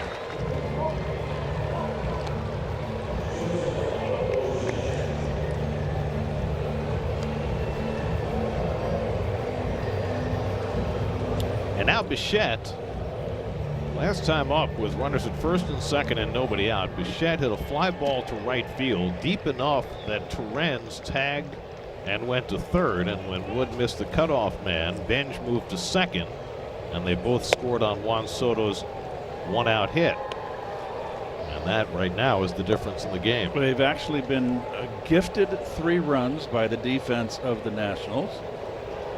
All really by Wood. Right? He made the 2 errors in the 2nd that led to a run. And Garcia at first base, out of position. And also, it could be a tie ball game. The runners stumbling, rounding third, would have scored on the double. And Lyle. Yep. 2-0 to Bichette. Bo hacks one foul, 2-1. And there's Bo right there. Good cut on that. He's right on it, but he's under and fouling it back.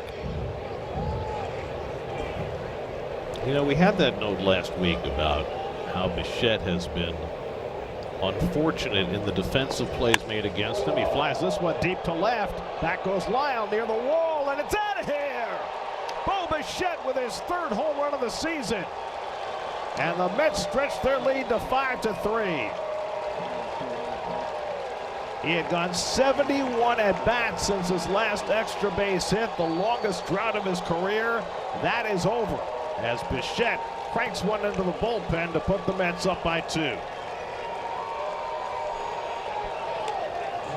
Got himself a hanging breaking ball.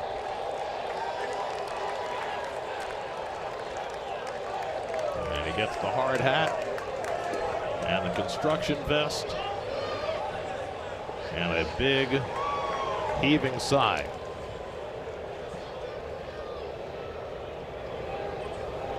Whoa, goes over the head of Soto, who gets waylaid, winds up on his back. That was a breaking ball. Look at that, just hanging right there, up in the zone, stayed back. He knew he had it. Last home run came April 28th. That was also against the Nats off Zach Littell at Citi Field. I was just about to ask you, Keith, when you have a start the way Bo did, where all those great defensive plays were being made against him, he had the most defensive runs saved against him. Can that almost build on whatever is going on with you structurally at the plate? Well, it's always important. You know, it's better than hitting 4 weak outs. You know, if you're hitting the ball and it's getting caught, you got to feel good about that. But this has been a very prolonged stretch for Bo. He really hasn't got it together. Where you're basically, over a quarter of the way through the season, and he hasn't found it. So maybe this will get him going. Well, he had the base hit the last time up yesterday to help build that tying rally in the 9th. And now he extends the lead with a home run as Soto pops one up behind the plate that'll come back out of play. Soto gave the Mets the lead with a 2-run single in the 5th. Smart hitting right here. Looked away, went away. Shortstop up the middle, left side of the infield wide open. All you need is a base hit. That is the difference in the ball game. Well, all you need is luck. Oh yeah.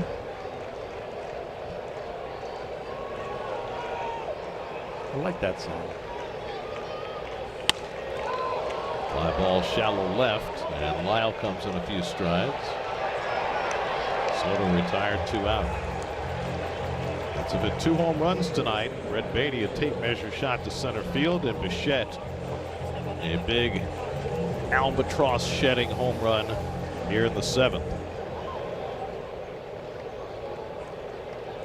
2 out and nobody on for Vientos, who's had a rough night at the plate. Struck out, grounded out, popped up.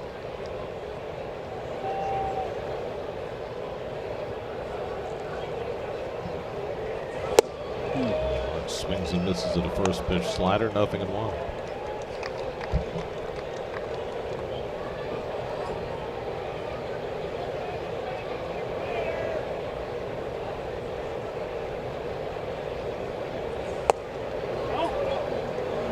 It's the fastball for ball 1.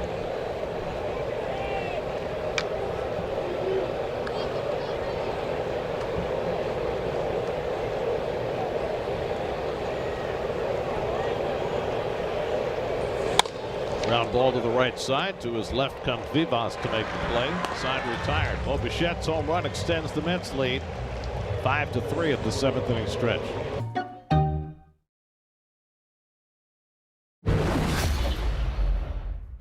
Well, we've had trouble all road trip with this camera, and I'm just really thrilled. And this camera is so swift. No! Everything I touch. How did that happen? Kurt, it's not coming out of my paycheck. You got insurance on this thing. I'm sorry. First your knee and now the camera. This has been This is what happens when you have 8-1 games. Sorry. Are you all right? Poor baby. I can't believe that was 10 years ago. That was here in Nationals Park. and a different blue marker. That blue marker, long gone. Well, it committed bloody murder. You had to send it away. Oh gosh, look at this. You haven't aged a day. Oh, yes, I am. It's gonna look like crap. Can I tell you something? I still have people come up to me 10 years later and talk about how you broke the camera. I have not had anybody come up to me. Really? But I remember Kurt Gowdy thought it was our, and then, what did he be called? Our Executive producer. Executive producer of our boss. He thought I broke it. Well, we sucked him in. we can come clean now and tell everybody it was not real. 10 years ago. Wow. Brooks Raley in to pitch the 7th with James Wood leading off.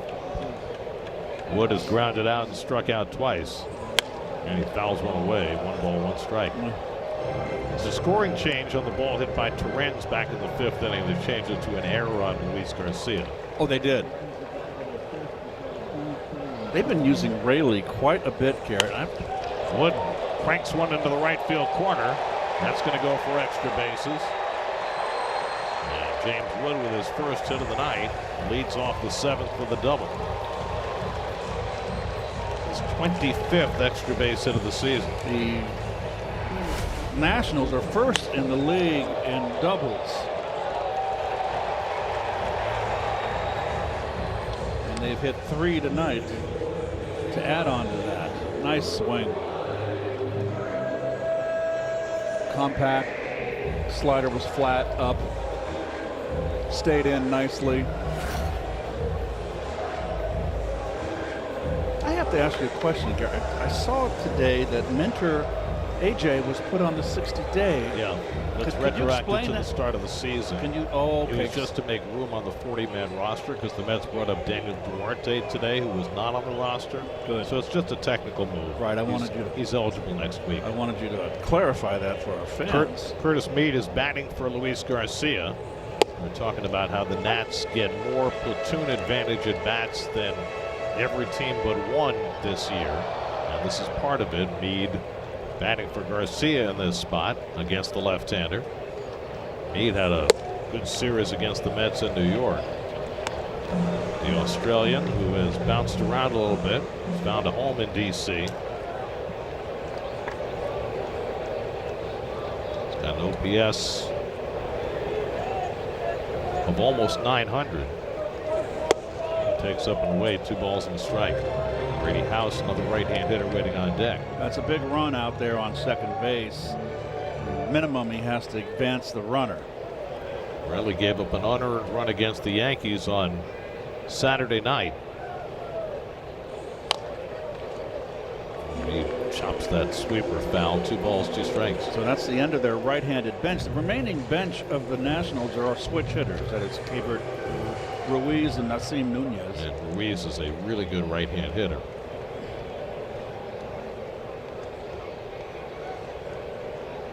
Two to Meade, and he strokes that one foul.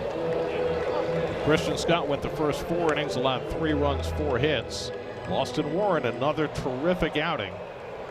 Just keeps piling them up. Warren 2 hitless innings, walked 1, struck out 1. And that fastball just missed. 3-2.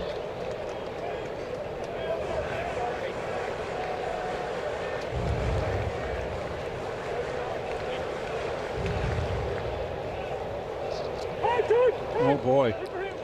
Yeah, batter got in there. Wasn't even aware that Raley was going in his motion. I mean, you got to pay attention.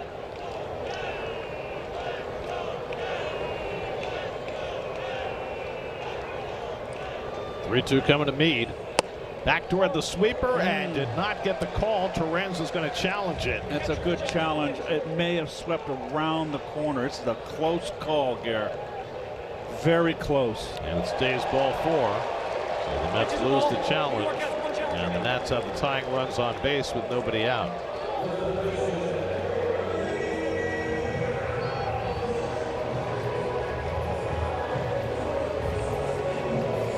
Taylor playing very deep in left field. Ewing shading to the opposite gap. So now Brady House, who had a base hit and scored a run in the third, 1 for 3 on the night.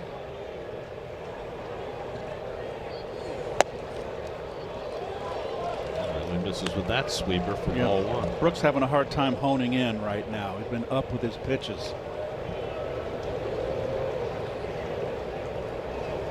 Wood at second, Meade at first with nobody out. And this is up and away with a fastball, and now it's 2-0. Yeah, this is very uncharacteristic of Raley right here. This is a dangerous pitch. The left-hand hitter Abrams on deck. Let's get Tobias Myers up in the pen. And that's yanked foul on a sweeper running in. 2 balls and a strike. You got House, the right-hand batter, then you got 2 lefties who they will not pinch hit for with Abrams and Lyle, so you'd like to leave Raley in if he's effective. But Myers getting ready just in case he's needed. Brooks is not allowed an earned run in his last 11 appearances. He's been so good. Off the fists of foul ball. Ran that cutter in on House to get to 2-2. He quick pitched him there. He almost didn't stop at the belt, Gary. That's a very clever thing to do right there. And he threw inside. Broke from the belt quicker and threw it in to sneak attack him there. And he got it by him. 2-2. House pounds one foul. Brady House, just 22 years old. Winder, Georgia, first-round pick of the Nats in 2021. Big talent. 2-2 from Raley. Outside, missed badly with the changeup that time, and it's 3-2. Oh, I've never seen a Brooks miss so much high out of the strike zone. A big pitch to make here with Abrams on deck. Wood at second, Meade at first, nobody out. And he fouls off that sweeper to stay in the at-bat. Stayed in the at-bat there. That was a good backdoor slider. Got a piece of it.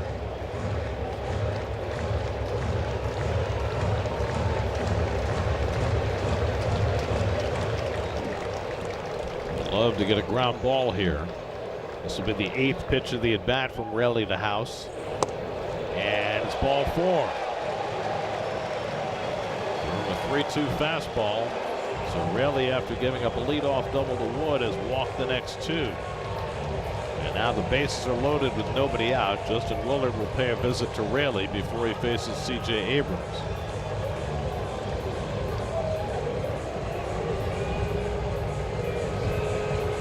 Well, he's kind of put himself behind the 8 ball here. Brooke, he's been so good. He needs a double play. We'll get a pinch runner at first base. Nasim Nunez will run for House. Nunez with outstanding speed. Terrific defender. So he'll stay in the game.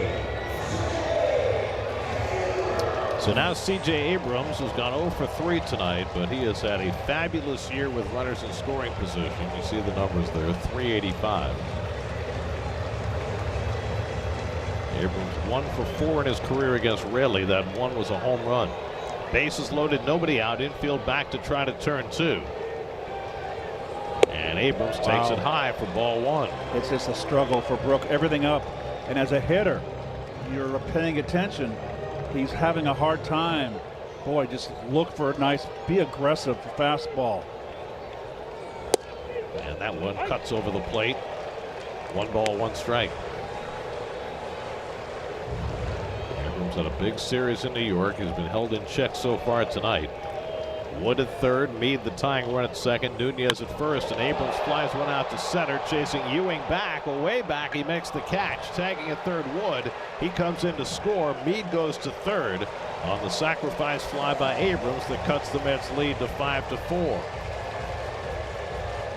Abrams drives in his 39th run of the year. And Now the tying run is at third base with 1 out. Got that slider away just enough. Dylan Lyle walked in the third.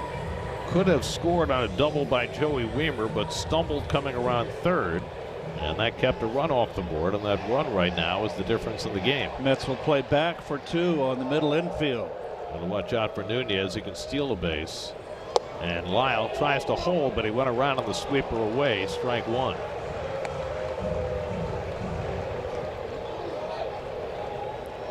Lyle is sitting just 191 this year with runners in scoring position. A tough guy to double up. Excellent speed. Pops this one up on the infield. Beatty right along the line. 2 out. Caught it in fair territory. And now Raley has a path through this inning. And we're going to get Tobias Myers to pitch to Joey Weimer. So Raley faces 5 batters, gives up a double and 2 walks. 1 run is in. And now Myers will try and get the final out of this bottom of the 7th. Call to the bullpen brought to you by Nissan. It's been a back and forth game. Mets were up 1-0, down 3-1, up 5-3. Now it's 5-4. The difference in the game might be one stumble by Dylan Lyle trying to score. And he would have scored. Did a nice barrel roll, got back to third base. Could He was cost him, stranded at third. cost him the game. And now Tobias Myers is in with first and third and 2 out to try and keep the Mets in the lead as he comes in to face Joey Weimer. And there's his Nissan numbers. What's hurt Myers is he likes to throw that high gas, and he's given up some home runs. But I'm sorry, Gary, I do like him. He comes after hitters. Last outing against the Yankees Friday night, 2 hitless innings. Joey Weimer has had a huge impact in this game. He did not start. And a throw to first, and diving back in safely is Nunez. Good boy. Did he step over or step off? It was a very unusual throw over there. Pickoff attempt. Weimer has doubled in a run and walked in his 2 plate appearances, and another throw over, and Nunez back. Now that Nunez is thinking about stealing a base here. He represents the go-ahead run in this game. He's got 19 steals this year in 21 tries. He takes a huge lead now after 2 throw-overs. I'd have him hold. Keep that first baseman holding him on. Keep that hole open on the right side. Not going, and Weimer takes just away for ball 1, and Torrent's going to challenge that call. This is close because Weimer's a tall guy. It could miss low, Gare. And it does, and so Torrens has lost 2 challenges in this inning, and the Mets are out of challenges for the rest of the night.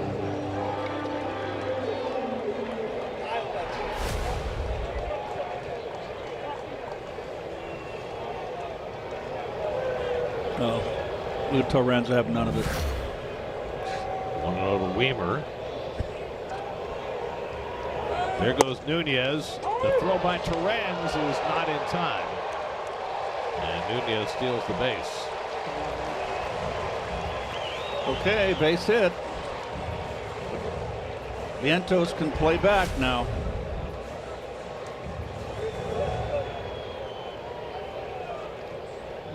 Nunez missed the bag entirely, but Semien never got close to making a tag. Now it's a ball and a strike to Weimer with the tying and go-ahead runs in scoring position and 2 out.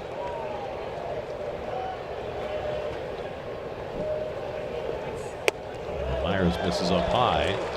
2 balls and a strike. Well, Vientos at first. He can play deeper. He's out covering the hole. I like that. But play another 5 feet deeper. Cover more ground.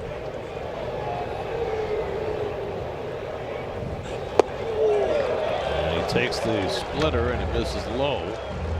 3 balls and a strike. I'll tell you what, Weimer used to be swinging at everything, and he is a different hitter here with the Nationals. Tena, the left-hand batter on deck.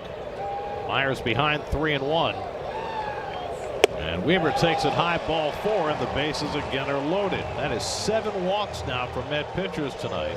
Second time Weimer has walked. And now Tena will come up with the bases full. Tena drove in the first Washington run with an opposite field double in the second. Since then he's flied out and struck out. Meade at third, Nunez at second, Weimer at first. Good speed all around, and a foul ball on a first pitch fastball from Myers. 0-1. One thing about Myers, he's not afraid to throw the heater. And he's right over the top, Gare, so he's got life up in the strike zone. Met pitchers walked 9 yesterday, a season high, and won the game. They've walked 7 today, trying to hang on to the lead in the 7th. And this is high, a ball and a strike.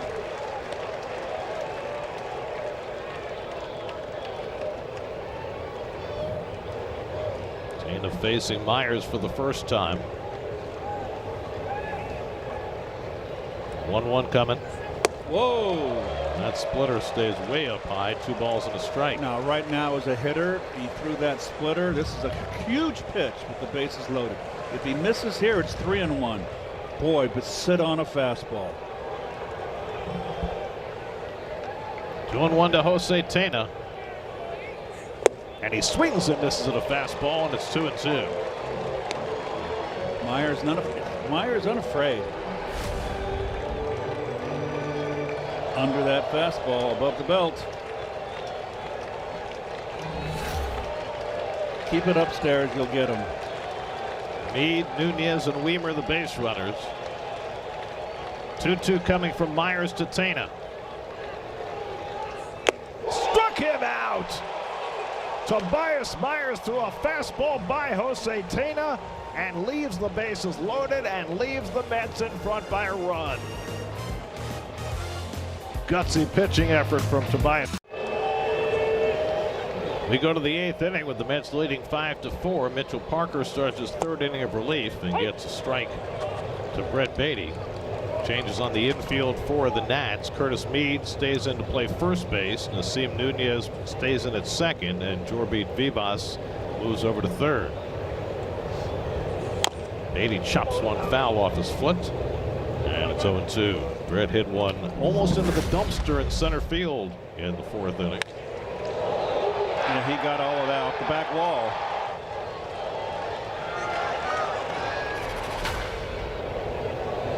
Beatty, Semien, and Ewing as the Mets look for some insurance here in the 8th. This has been a nail-biter of a game right from the start. Mets got a defense-aided run in the 2nd inning. The Nats got 2 in the bottom of the 2nd off Christian Scott. Added a run in the 3rd. Mets got the Beatty home run in the 4th, and Soto's 2-run single in the 5th to jump in front. They added Bichette's home run in the 7th, and the Nats got one in the bottom of the 7th before Myers left the bases loaded. After Keith and I are done here, it's Mercedes post-game live. Gary Apple and Todd Zeal will have all the good stuff coming up after the game. 2-2 to Beatty, and he fouls off the breaking ball.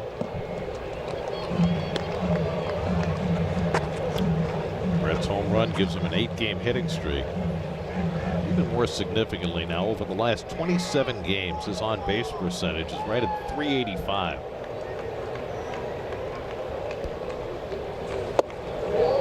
He's able to spit on that curveball, and now it's 3-2.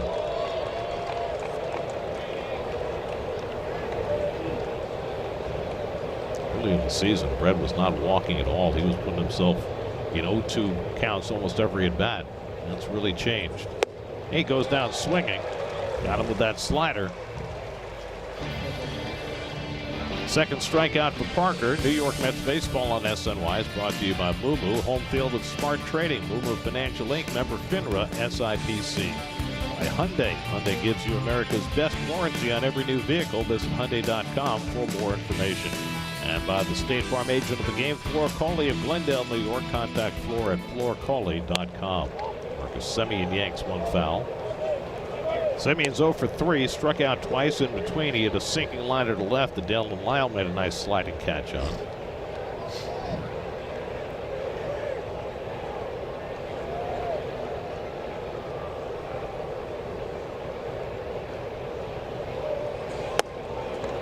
Well, the Phillies did it again tonight. They got a 2-run homer from Bryson Stott in the bottom of the 8th to overcome the Reds 5-4.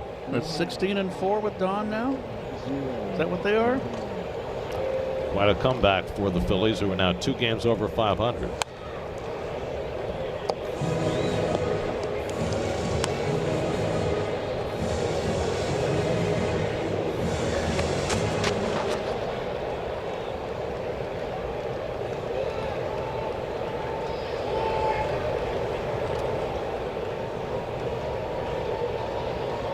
To Simeon, and he hits one softly to third. Vivas comes in to grab it and throws him out, 2 away.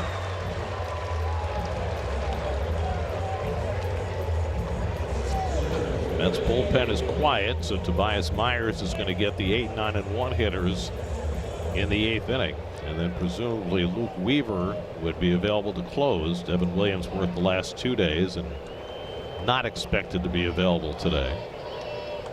Here's A.J. Ewing, who's 0 for 3. Struck out twice and flied to center. And Ewing swings and misses at a slider, 0-1.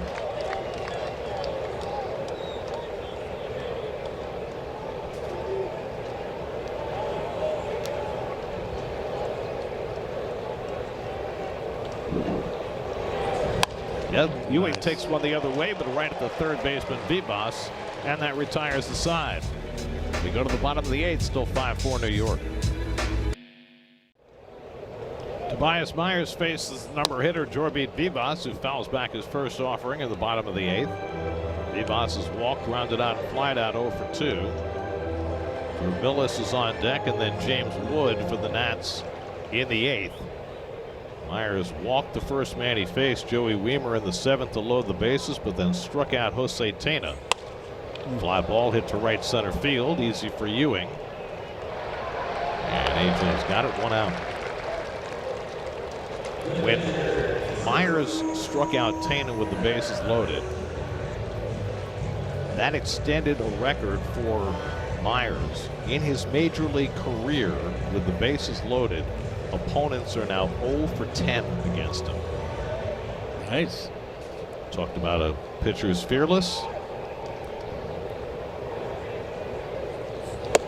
Millis takes the low. Mills had a good day at the plate. An RBI single in the 2nd, a walk in the 4th, and a soft line drive to Semien his last time up. The dangerous James Wood is on deck. Fouled away, 1-1. That's bullpen is quiet.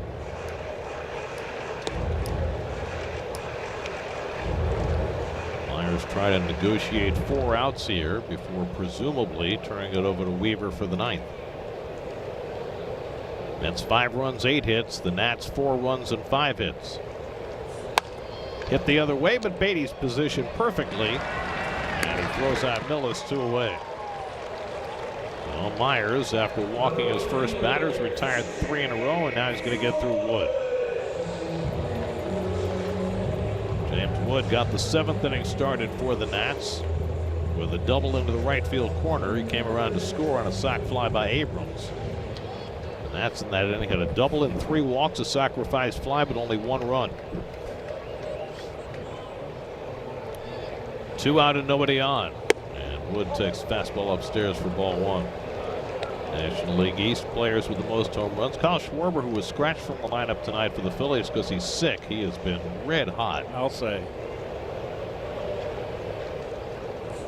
Fastball strike, and it's 1-1 to Wood. Boy, that was a good heater by Myers. Wood is 1 for 3 in his career against Tobias Myers.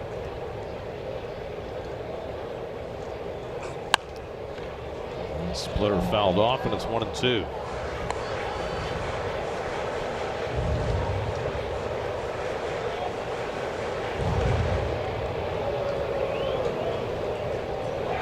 Wood is prone to the strikeouts. 1-2. And he rips that one to right field for a base hit. Boy. We got a 1-2 fastball right in the zone. And he's got his 2nd straight hit, and the tying run aboard with 2 out. Well, it had plenty of plate, and the ball's down below the belt. He is Myers is so much more effective up in the letters. James Wood has the highest average exit velocity of any pitcher, of any hitter in the majors. He hit that one right on the screws. Now Curtis Mead up for the second time, and he slices one foul out of play. He's got 7 stolen bases. If he can get a jump. Last base hit 107 off the bat for Wood. Mead drew a walk in that 7th inning against Brooks Raley. He was brought in to face the lefty. Now he's facing the right-hander.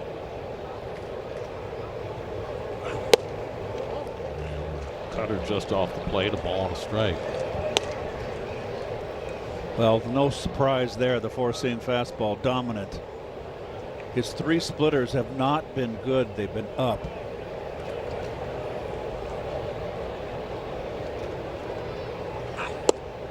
And Mead takes a cutter that just missed, and the Mets are out of challenges. Wow. Torrens probably wanted to challenge that one, but he challenged 2 calls in the last inning, both of which went against him. That was a strike.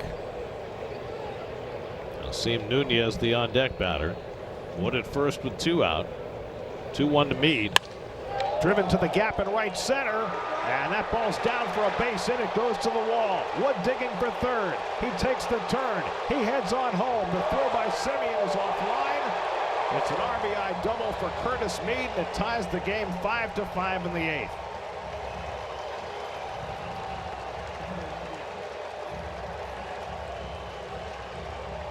Well, the Nats are the highest scoring team in the major leagues, and they have come from behind a couple of times today. Mead with the tying hit. Well, 2 outs. You're not going to ball in the gap. Look at the long strides. Big wide turn there, but speed makes up for it.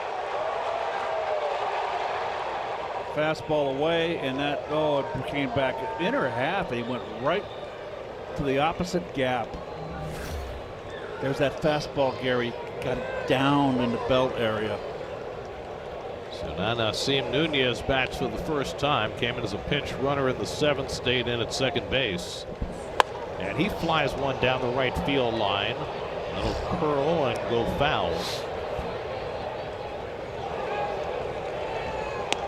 Nunez got off to a hot start this year. Established himself as the everyday second baseman. Skilled defender, great speed, stole his 20th base in the 7th inning, but he's hitting just 191. Switch hitter batting left-handed. Go ahead run at second with 2 out. And Nunez lines one to center, but Ewing is there. And that retires the side. That's tied in the bottom of the 8th. A 2-out double by Mead to get them even. Pair of our own. 9th inning tie game. And the 28-year-old Cuban right-hander Orlando Ribalta is on to pitch. Boy, he's got some good splits. No one's been putting much bat on him. Facing the Mets for the first time in his career. Tyrone Taylor, first man up against him. It's a big dude.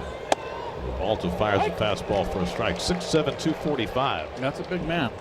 Born in Cuba, went to high school in Miami. He's had parts of 3 seasons now with the Nats, and by far his best results so far this year. Taylor's already 2 for 3.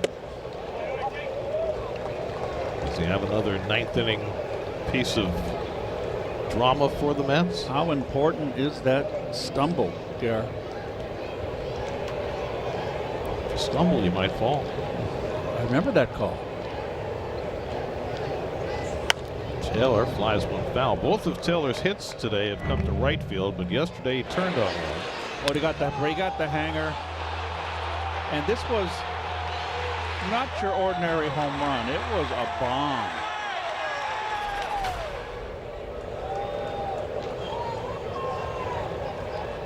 Luis Torrens on deck, and then Carson Benj in the top of the 9th. And Taylor bounces one to third. Vivas gets in front of it. All right. Mitchell Parker worked 3 innings in relief. He gave up the Bo Bichette home run, but that's all. A run on 2 hits, 2 strikeouts.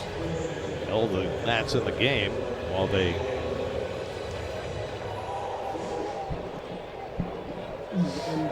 made their way back into it. MJ Melendez will bat for Torrens. Interesting call here. The way Interesting. Torrens has been swinging the bat. Yeah. Well, one mistake. I mean, Melendez has got popped. 2 home runs this year, including one huge one against the Nats. That last game in New York, the Mets were down 3-0, and Melendez had a 3-run homer to tie the game. Honda Sports Night comes your way tonight after the post-game show. More on today's game. Get you ready for the Knicks and Cavs. Talk about the 24-year-old lefty Zach Thornton, who's going to come up and pitch on Wednesday. Honda Sports Night tonight after the post-game, right here on SNY. Well, you mentioned the lefty-righty splits for Revolta, and maybe this has something to do with it. Melendez batting for Torrens, who was 1 for 3 tonight. Originally had 2 hits, but they changed the call on his ball that he hit under the glove of Garcia at first, changed that to an error.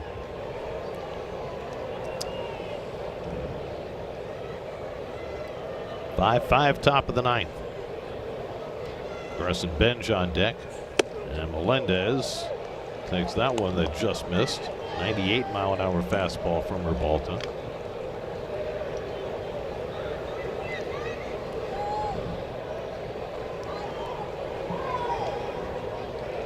MJ looking for a pitch he can drive. Dribbles that one out in front of the plate. Revolta makes the toss. 2 out. Good slider there, Gary, to go with that fastball. That's the first breaking ball he threw, and that was wicked.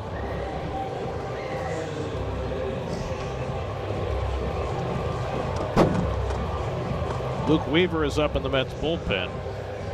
Looks like he's going to pitch the bottom of the 9th, whether the Mets have the lead or not.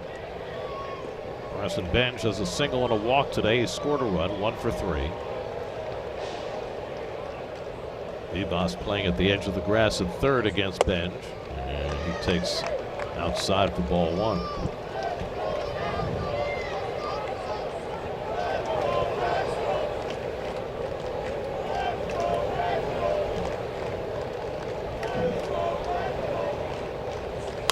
Benj grounds one to first, handled by Meade. He makes the flip, and that retires the side. 3 ground ball outs for Revolta, and we go to the bottom of the 9th with the Mets and Nats tied at 5. Answers now at the Home Depot.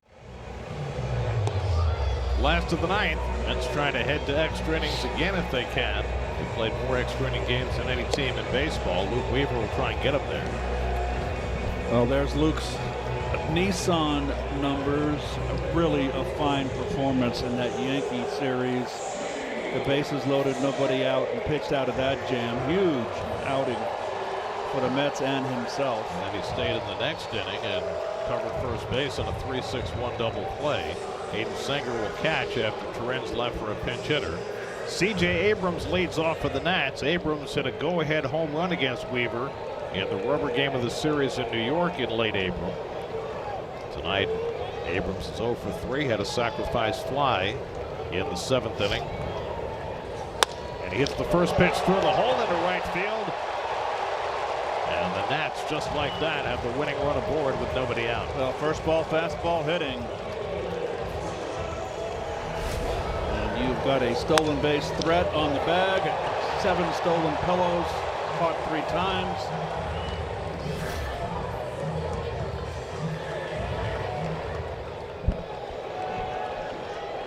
Task gets larger for Weaver as he takes on Dylan Lyle, who's 0 for 3 and a walk. Abrams with a short lead. Very short. And Lyle swings and misses a changeup, 0-1.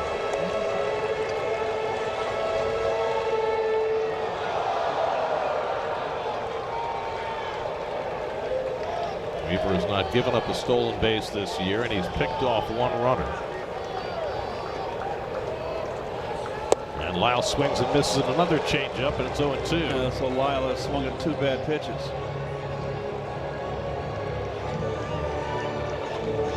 Lyle is 0 for 3 and a walk today. Joey Wiemer, who has been a big force in this game, even though he didn't start, is on deck for the Nats. Each team with 5 runs and 8 hits. 0-2 coming to Lyle. Fouls off the fastball.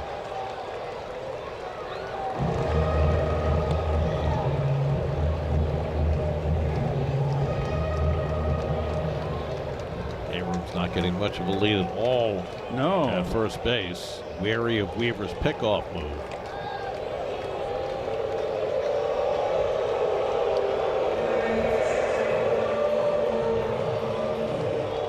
Abrams has 7 steals in 10 tries. He stole 31 and only got caught 3 times all of last year.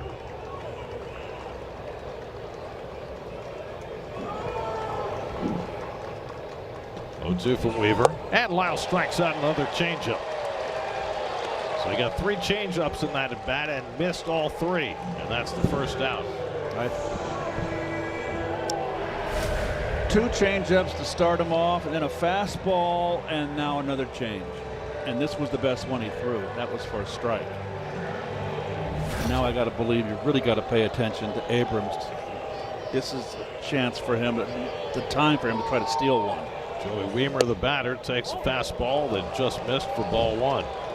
Wiemer had an RBI double in the 3rd. He walked in his 2 subsequent plate appearances, didn't start the game, came in with Jacob Young, got hit in the ribs by a Christian Scott fastball and had to leave the game in the 2nd. Abrams still does not have a very big lead. And Wiemer takes fastball right there for a strike. A little cutter. 1 ball, 1 strike.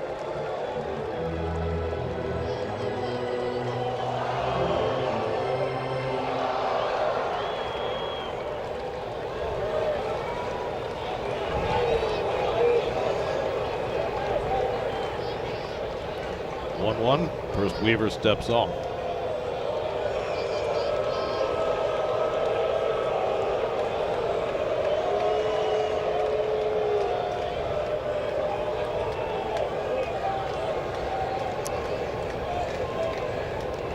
One to Wiemer. Fastball right there for a strike, and it's 1-2. He's looking for that changeup, wasn't he?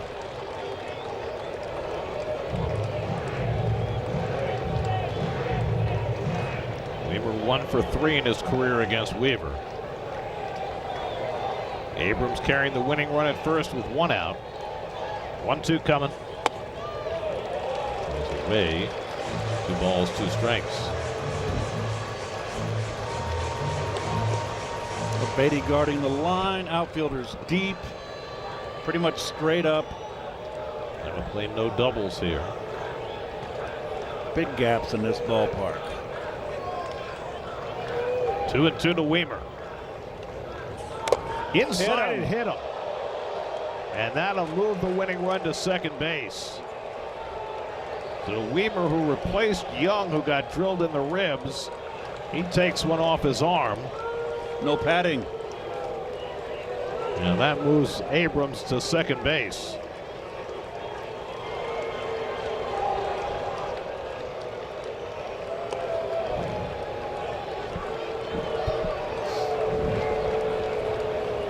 Wanted to come inside with the fastball. Let's see what the catcher's set up. The ball just ran in. Oh, it got him on the hand. Yep. Underside, the pinky side. All right, it's getting dicey. Now a base hit could win it for the Nats. You got Abrams with excellent speed at second. Wiemer at first with 1 out. Jose Tena, who was 1 for 4, drove in the first Nats run with an RBI double in the 2nd. It's been a terrific game, back and forth, high drama all night.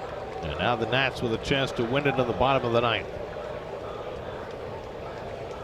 And Tena strokes one foul. 0-1.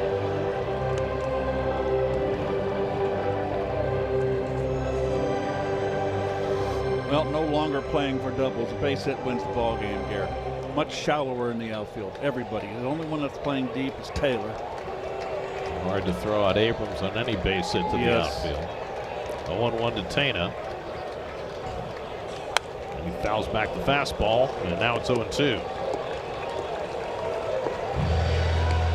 Tena struck out his last 2 at-bats against Warren in the 6th and against Myers in the 7th.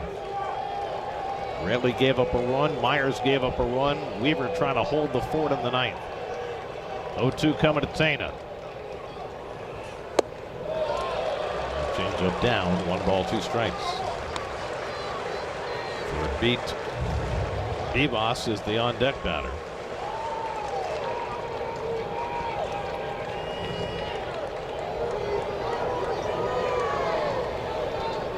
One-two from Weaver to Tena. He fouls away that fastball.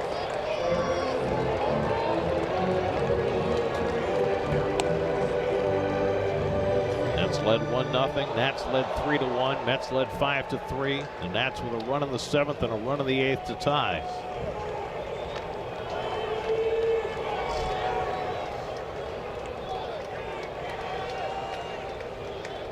One-two. Just inside. 2-2. Boy, that just missed. Now that sets up the changeup. That was a little cutter in, Gary.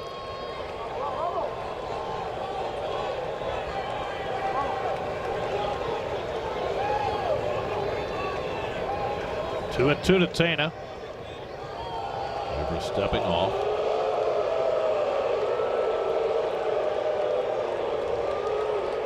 Abrams not getting a very big lead because Bichette is right behind him at second base with the left-hand hitter up.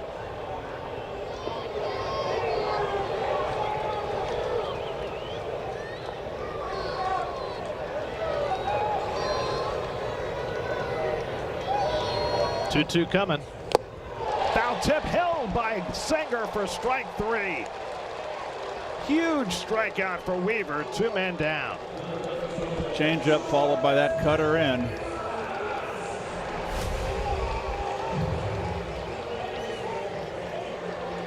Nice. Good location, good movement. So now 2 out and 2 on. It's left to Jorbit Vivas. He's 0 for 3 and a walk today. Vivas started the game at second base, moves to third. Trying to pick up Abrams from second with the winning run.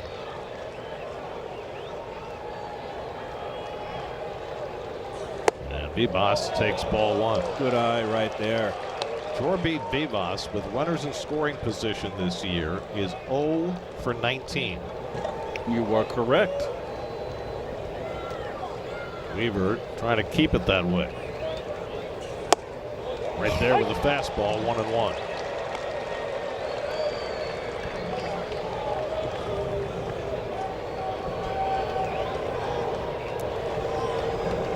Abrams at second, he's single. Weaver at first, he was hit by a pitch. 2 out. Last of the 9th. Vivas flies one on the infield. Simeon takes charge. Side retired. And for the second straight day, the Mets are going to extra innings. 5-5 after 9. The Mets getting to spend some extended time in D.C. 4-game series, beginning with an extra inning game tonight. Nice to see the full view of the Capitol. We used to be able to see the whole Capitol from our seats on the 7th floor at Nats Park, but they've built up so much in the neighborhood we can only see just the very top of the dome. Yep. Carson Bench will be the free runner in the 10th. Mets are playing their 10th extra inning game. That's more than any team in the majors. They won yesterday in 10 innings. They're now 5-4 in extra innings this year. The Nats are 4-3. Bo Bichette leads off. Gus Varland on the mound for the Nats in the 10th. And the first pitch to Bichette outside, ball 1. Bichette's last at bat, he cranked one into the bullpen in left field for his 3rd home run of the year and his first extra base hit after 71 at bats without one. Now trying to pick up Bench from second base to start this 10th inning. And Bichette swings and misses a fastball from Varland, 1-1.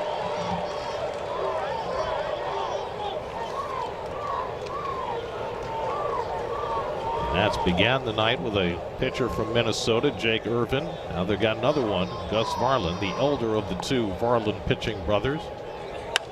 Fly ball down the right field line. Over toward the corner goes Wood. And in foul territory, makes the catch. That'll enable Bench to go to third. So it's a productive out for Bichette, moving the free runner to third base as Wood caught it in foul ground. They're going to walk Soto here.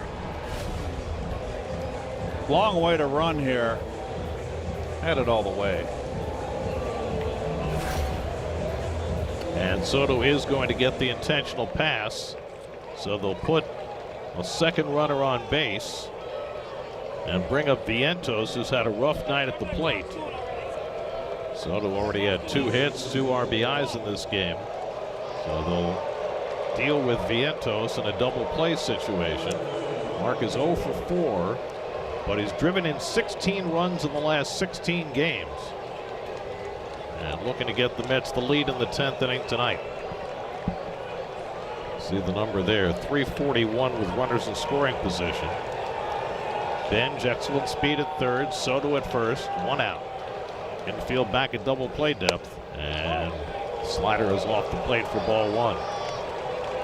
Vientos facing Varland for the first time. Each team with 5 runs and 8 hits. And Vientos fouls off another slider, 1 ball, 1 strike. Would you be in favor of Soto trying to steal a base if he has a jump? No. Sacrifice fly. Gives you the run. But you'd love to get a couple. You got to pay attention. He's going to go. He looks like he wants to go. He starts and stops. Yep. And the slider misses, 2 balls and a strike. He did not get a good first step, so he called off the jam. He's thinking about it.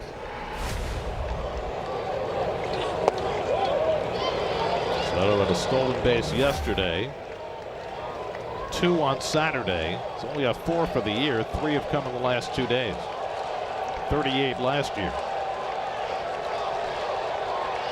2 balls and a strike to Vientos with Beatty on deck. And Mark hits one on the ground, a double play ball. Nunez with the flip, Abrams with the turn, double play, side retired. 4-6-3 double play. The Nats walk Soto intentionally, and it pays off perfectly to the bottom of the 10th, still tied. Right. We are here. Mets did not score in the 10th after the Nats turn a double play to end the top of the inning. Well, look at Abrams coming across the bag. And Soto coming in hard on him. That's old-fashioned double play right there. Good job by Juan. Look at him just shift out of the way. That is just a beautiful double play turned by the middle infielders. So now the task is heavy for Huascar Brazoban in the bottom of the 10th. Brazoban last pitched Saturday as the opener for David Peterson. Phase 4 retired them all. They'll get 9-1-2 in the Nats batting order. Jorbe Vivas is the free runner at second. Drew Millis the batter, and the Mets are going to play for the bunt. Absolutely. All they need is a run. You got to play for the bunt. The Mets did pretty much the same thing against the Yankees yesterday. Runners are in. Millis is 1 for 3 and a walk today. Drove in a run with a second inning single. He squares, gets the bunt down. Nicely done. Brazoban will have to go to first. Gets the out there. A 1-4 on the sacrifice, and it moves the winning run to third with 1 out. James Wood coming up, and you got to walk him. Oh, absolutely.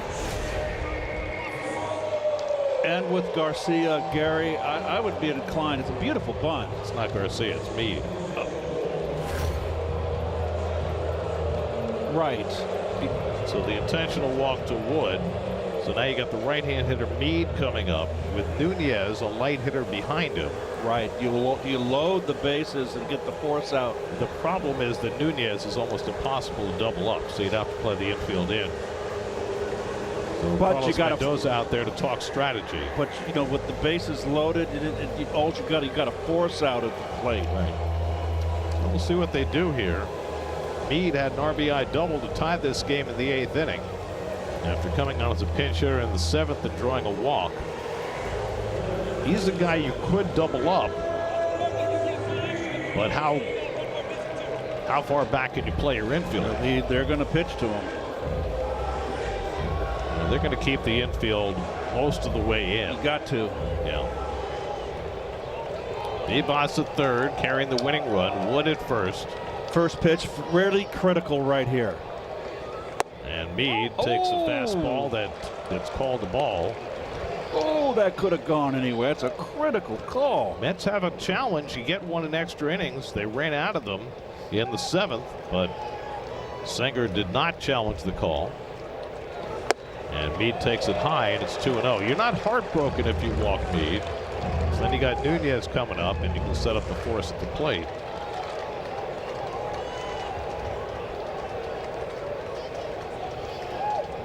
To Meade.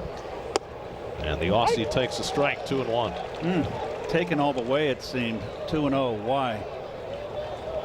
Meade looking for the first walk-off RBI of his career. Brazoban trying to hold the fort in the 10th. And now it's 3-1.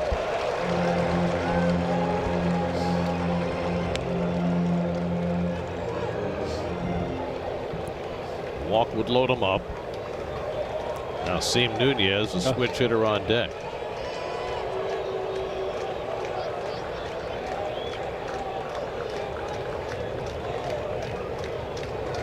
Three and one to Curtis Meade.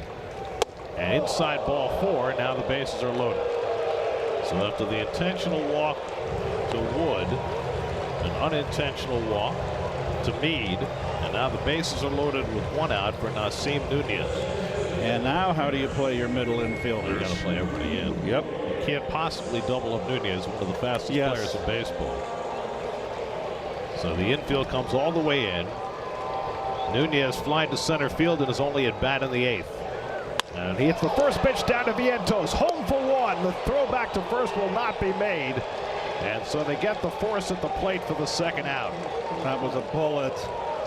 Handled nicely by Vientos. Got it right on target to Singer, who held on to the ball wisely. There was no way he was going to double up Nunez. And now C.J. Abrams will come up with a chance to win it. Now the infield can drop back with 2 out. Abrams had a base hit to start the 9th against Weaver. Had a sac fly in the 7th. And he takes the first changeup for a strike, 0-1.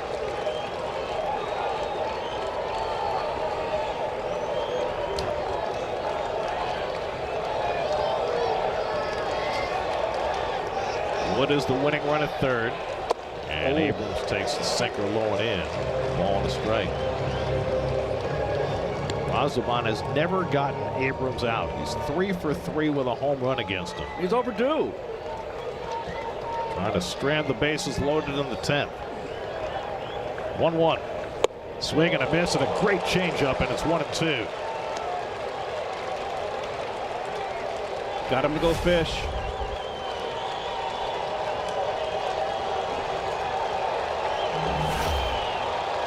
One and 2 to C.J. Abrams. He struck him out. And we're going to the 11th inning. Huascar Brazoban comes up big. He strikes out Abrams with the bases loaded with the changeup. 5-5 going to the 11th. 90 days. Hurry in. Well, Vidal Brujan has been very lightly used by the Mets, but he's going to pinch run to start this 11th inning, because Mark Vientos would have been the free runner having made the last out of the 10th. So Brujan will run for Vientos. We'll see how the Mets configure their infield in the bottom of the inning. Beatty will go to first. Yeah. Brujan will go to short, and then they'll move Bichette to 3rd. Correct. I guess. I would assume. Brett Beatty leads off against Gus Varland in the top of the 11th, and Beatty swings and misses at a fastball, 0-1. Brett hit a home run 451 feet to center field in the 4th inning, but he struck out in his other 3 at-bats today. Brujan with great speed at 2nd, carrying the go-ahead run in the 11th. And Beatty slaps one foul, and it's 0-2. This is the Mets' 10th extra inning game. It's only the 3rd to go to 11 innings. They beat the Pirates in the opening series of the year, and they lost in St. Louis in 11. Marlin working his 2nd inning. Got the double play ball from Vientos to end the 10th. Beatty trying to make sure he at least gets Brujan over to 3rd. Marcus Semien on deck.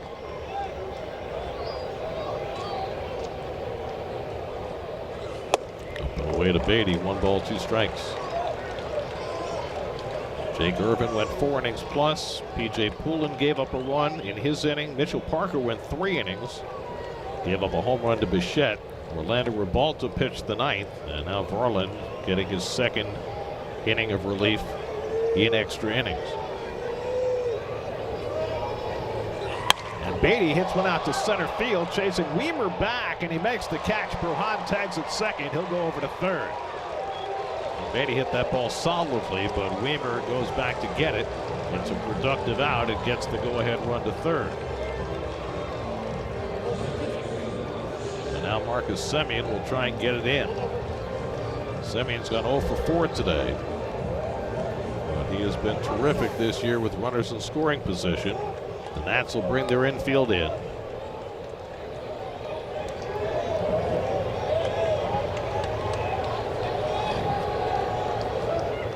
Semien hitting .341 with runners in scoring position this year.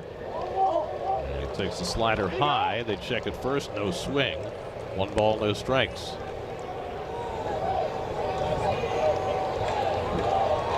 There's no action in the Mets bullpen. It looks like Brazaban's going to get the bottom of the 11th. He only threw 11 pitches in the 10th. And Semien takes a strike. 1 ball, 1 strike.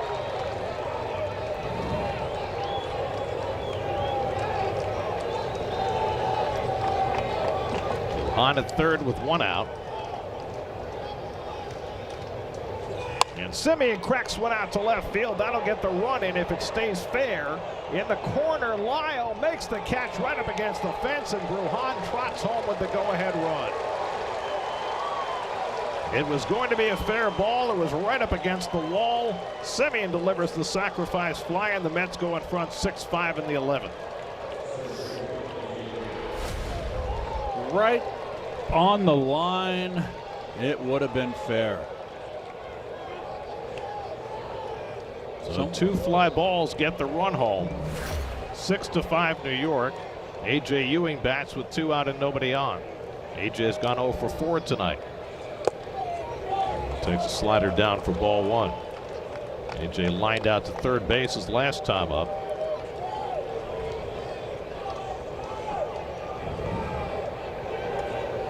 Semien almost got that ball out of the ballpark, but settles for the sac fly to give the Mets the lead.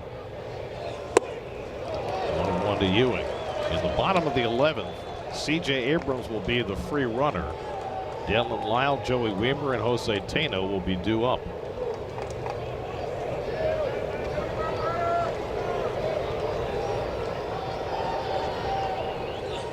And that's cracked the other way, a base hit for Ewing.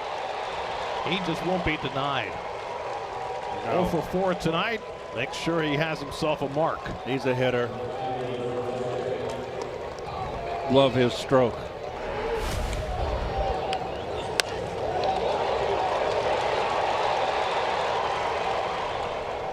Ball's away. Right with it. Beautiful. It's the Mets' first hit since Bichette's home run in the 7th. And now Tyrone Taylor with Ewing at first and a throw over. I'm sure Ewing is thinking about swiping a bag. He's got 2 already in his first week in the big leagues. 17 in the minors this year, 70 last year. Taylor is 2 for 4 tonight. Big lead. And a second throw over, it's thrown away. Ewing on his way to second. It's tracked down by Nunez, and Ewing will stop at second base. So Varland with the throwing error to move Ewing into scoring position. The 4th error of the game for the Nationals. Good grief.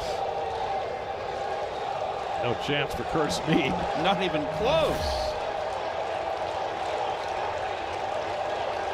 So now Ewing at second base. That's looking for that second run in this 11th inning. And Taylor takes a strike. 0-1. Tyrone's 2 hits have both gone to right field today. A single in the 2nd, a double in the 6th.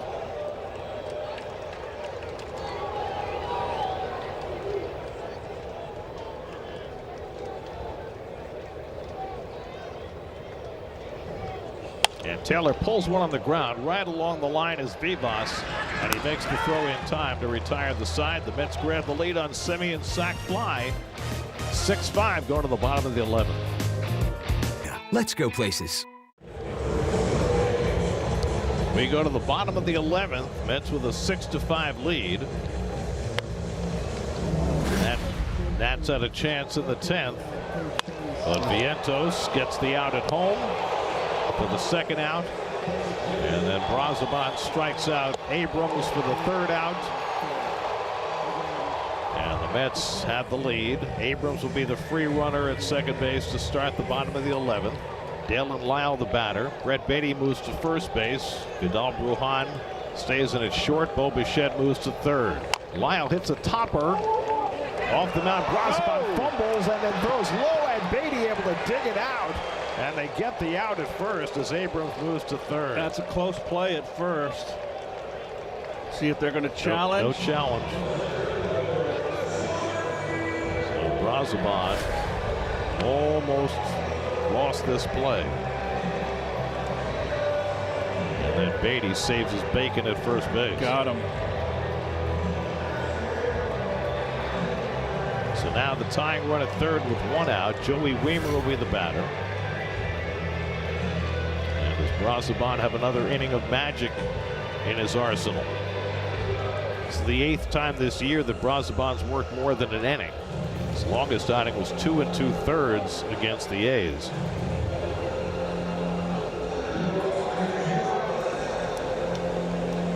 Wiemer has been up 4 times in this game, a game he didn't start. And he's been on base every time. An RBI double in the third, walked twice, and then was hit by a pitch by Weaver in the 9th. Infield in. Abrams the tying run at third with one out. And Wiemer attacks the first pitch, grounds it to Bichette, can't make the bare hand play, and the game is tied. Well, both hitters in this inning going after the first pitch. Neither one of them hit it hard, but they get the run home. It'll be an infield hit for Wiemer, driving in the tying run, and it's 6-6. Well, the slow hop, he knew he had the bare hand. So now Jose Tena the batter. When's the last time a guy didn't start a game and got on base 5 times? Wiemer with 2 hits, 2 walks, and hit by pitch. It's been a crazy game. Tane's 1 for 5. RBI double back in the second. And a throw over, he may get him. No, just got the hand back. Wiemer was leaning the wrong way, and Brazoban almost had him. He looked like, oh, he wanted to go, didn't he?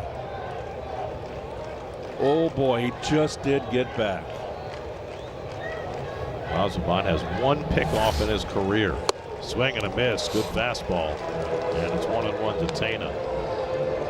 This Nats team does not go quietly. The highest scoring team in baseball, and they've scratched out a run here in the 11th to get even. Wiemer the potential winning run at first with 1 out. And Tena hits a soft ground ball down to Beatty, goes to second, gets the force there. Dangerous play, but Beatty gets the lead runner for the second out. Excellent play by Beatty. Aggressive, playing in, no hesitation. That is an aggressive play. I mean, Wiemer's got a slide, almost hit him. So now 2 out. Tena the runner at first, and here's Jorbit Vivas, who's 0 for 4 in this game. And he takes a strike on the inside edge. 0-1.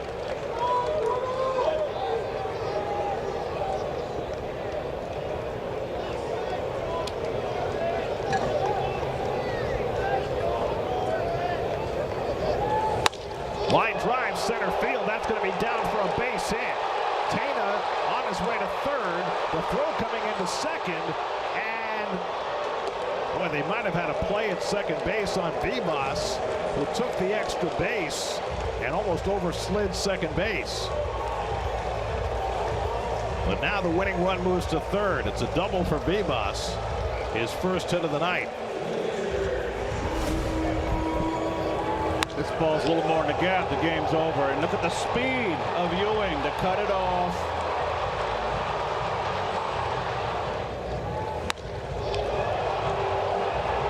I mean, how critical is that force out from Beatty? Saved the game for the moment. It sure has. Big play by Beatty. Drew Millis, the batter, and he takes a strike. Look how close this, but this hits Wimmer. Ball game's over. Ooh, right over his shoulder, almost by his ear. Millis swings and misses at a changeup, and it's 0-2.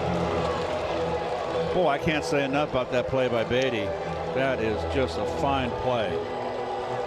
Millis is 1 for 3, drove in a run with a second inning single. Winning run at third with 2 out.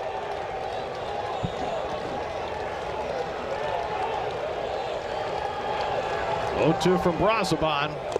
Now the changeup down. 1 ball, 2 strikes.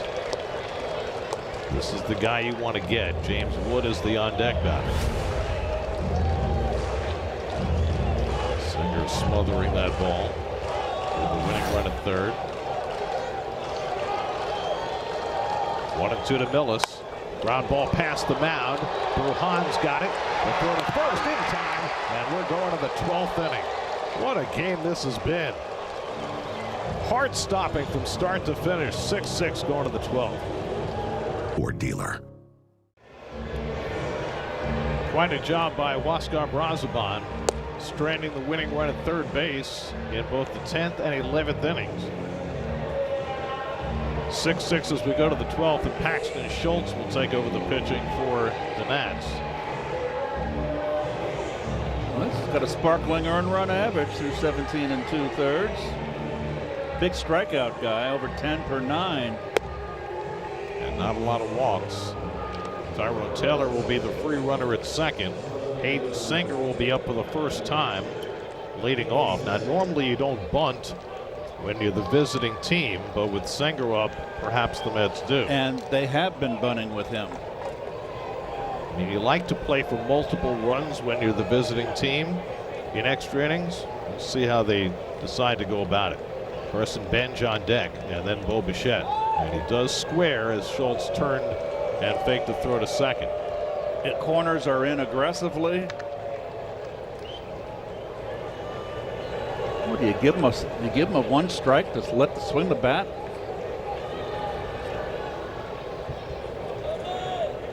He squares, gets the bunt down, perfectly placed. Vivas got to go to first. 5-4 on the sacrifice, moving Taylor over to third.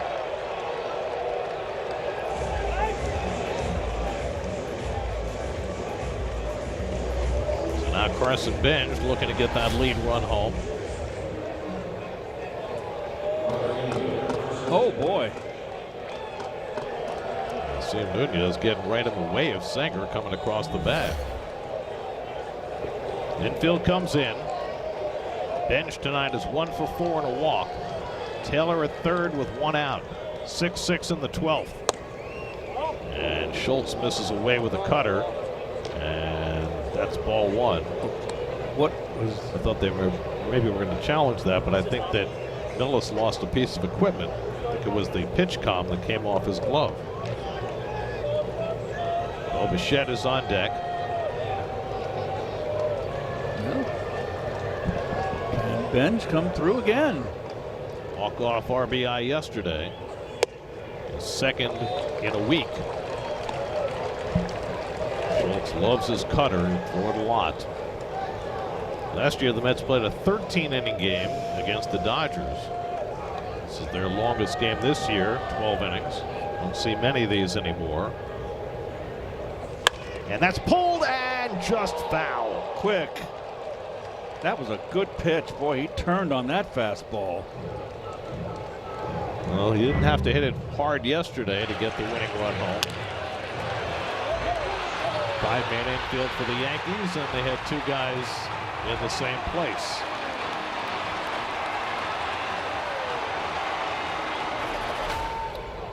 Two and 1 to Benj. Infield in all the way around. And Benj hits one off the pitcher's glove. That'll bring in the run. Benj with an infield hit, and the Mets go back in front 7-6. Taylor comes home to score the lead run, and Benj has another go-ahead RBI in extra innings. Boy, if he fields that ball. Beautiful, nice break. Was hit hard.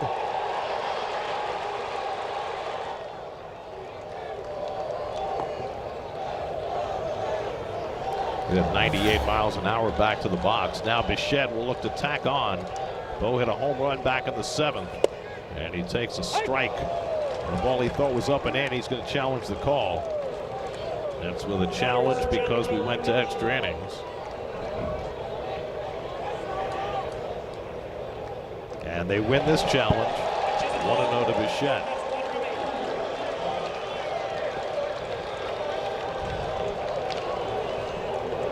Paxton Schultz, who made his debut with the Blue Jays last year. He and Bichette were teammates last season. Now they're facing each other in the 12th inning. And Bichette flies one along the right field line. Over comes Wood, across the line, and it's out of play. Just barely across that sidewall. The ball on a strike to Bichette. Craig Kimbrell is up in the Mets bullpen. Mets have already used Warren, Raley, Myers, Weaver, and Brazoban. Brazoban going 2 innings. And Kimbrell is now ready to pitch the bottom of the 12th. Mets would love to get a few more runs here, at least one more, before they hand it to Kimbrell. You're going to have James Wood leading off in the bottom of the 12th.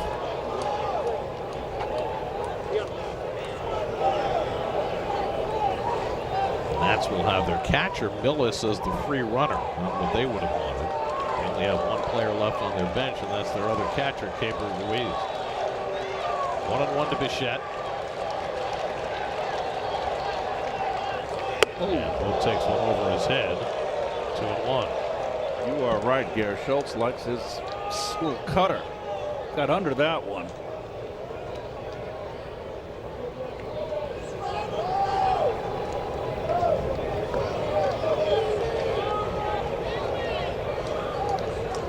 Benj has a healthy lead. He takes off. Bichette pops it up in foul ground, and that'll come out of play. Benj had a good jump that time. Don't see too many 12-inning games anymore. Only 7% of extra inning games this year have gone beyond 11.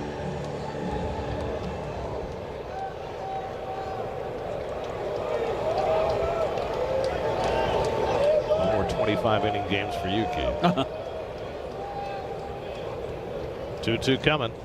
And Bichette takes it high. Now it's 3-2 with Juan Soto looming on deck. Let's have this inning shaping up exactly the way they'd like. You got to send Benj here, don't you? Yes. 3-2 run one out. Yes, absolutely. Beyond a shadow of a doubt. He's going, and Bichette hits one up the middle. Base hit. Benj on his way to third. And the Mets have runners at the corners. Bo Bichette with his second hit of the day. And now the Mets have an insurance run at third base with one out and Juan Soto coming up. Got a slider right here, hanging.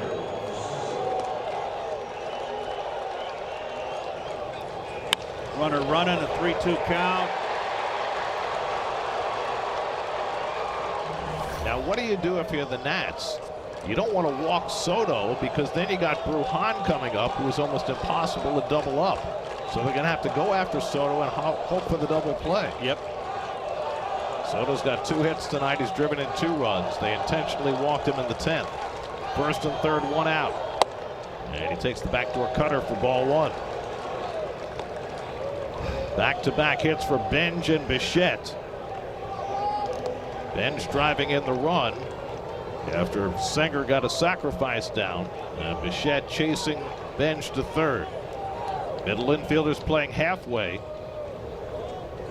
And Soto takes up and away 2-0. Walk him right now, Gary. Load him up and bring the infield in. I guess you have to. And yet they're going to give him ball 4. Yep. So for the second straight plate appearance, Soto will get an intentional pass. And they're going to have to play the infield in because Brujan is one of the fastest players in the game. Absolutely.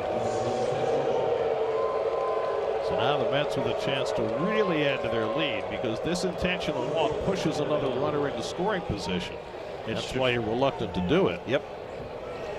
2-0, forget it with Soto. So now Benj at third, Bichette at second, Soto at first, infield in.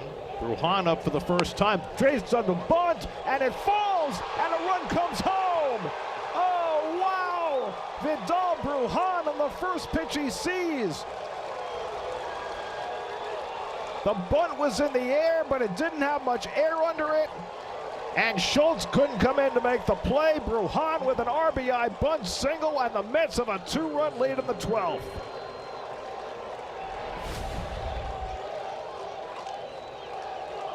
Popped it up, and things are going the Mets' way. Look at Benj, never hesitated.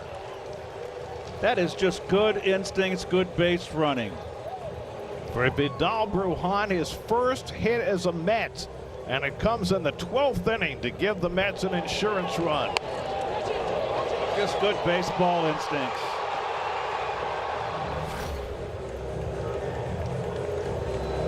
So the Mets have scored twice in the 12th, still only 1 out, and the base is loaded for Brett Beatty. Well, Vidal Brujan came in as a pinch runner in the 11th, scored the go-ahead run in that inning. Now gets his first hit as a Met, and it drives in a run. And now the Mets with a chance to really add to their lead with Brett Beatty at the plate. So what was it? You can't do a safety squeeze, Garrett, with the bases loaded. That was just him bunting for a hit, because that's what he does. Beatty homered back in the 4th, 1 for 5 on the night. And Schultz misses outside. Schultz has been behind everybody. He's the 6th pitcher of the game for the Nats. Mets will have Craig Kimbrell coming in at the bottom of the 12th. He'll be their 7th pitcher. And Beatty takes the cutter inside. It's 2-0. 3 hits in the inning. Benj off the pitcher's glove. Bichette up the middle, and Brujan with the bunt. Bichette now at third, Soto at second, Brujan at first.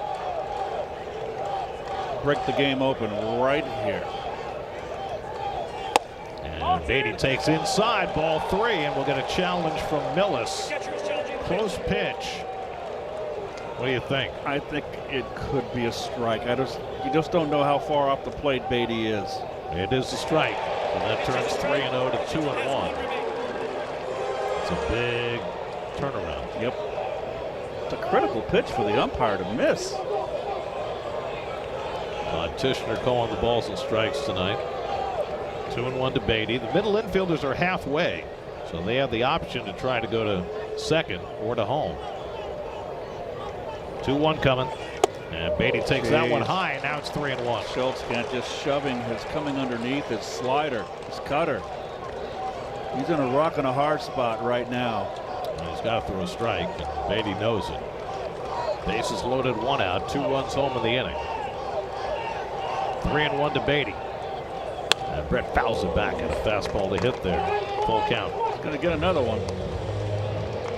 I don't know. He loves his cutter. He's not getting it over, Garrett.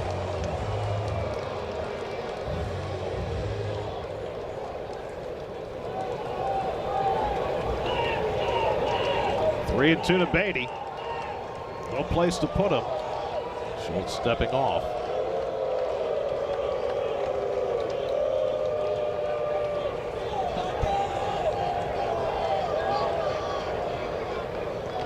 Brett hit a monstrous home run back in the 4th. Looking to get Bichette home from third. 3-2 coming, and he fouls it off.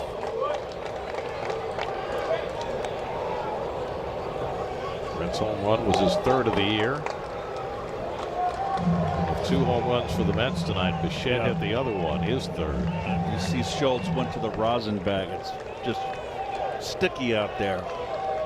Game time temperature was 94. It's cooled off a little bit since then. 7th pitch of the at bat coming to Beatty. And a breaking ball fouled off. That was a slider. Yes, he got one over. Kimbrel all ready to go. He'll be looking for his first save as a Met, unless the Mets tack on a few more and take away a save situation. He wouldn't be heartbroken to do that. Again, the 3-2 coming to Beatty. And Brett lines one, base hit. Bichette is in. Soto around third. He'll score.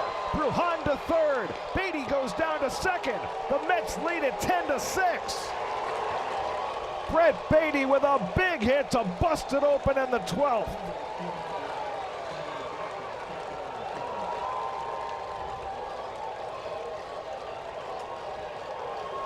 His second and third RBIs of the night. Brett Beatty gives the Mets a 4-run lead. Well, he had him in a hard spot. They fought off that slider, went right with the fastball. Bases loaded. He had to throw a strike. They're going to score a single for Beatty, second on the throw. That's just good hitting. And Weimer had no business throwing to third there. There's no way he was going to get Brujan going first to third. Marcus Semien had a sac fly in the 11th to give the Mets a short-lived lead. And he's got a chance to drive in two more.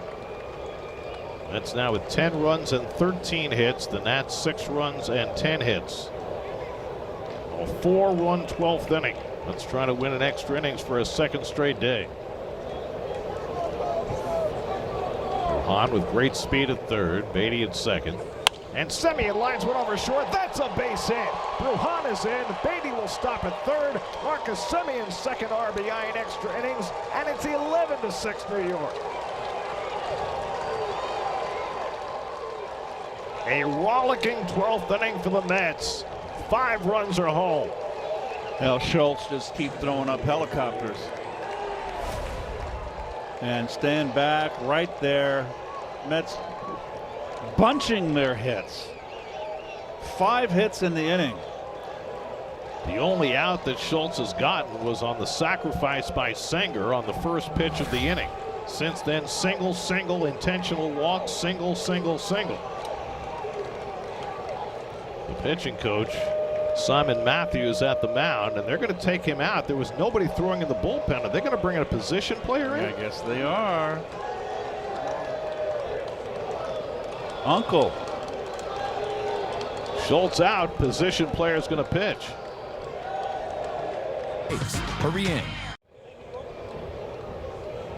Well, Mike Butera, the young manager of the Nationals, wanted to bring in Jorbit Bibas to pitch.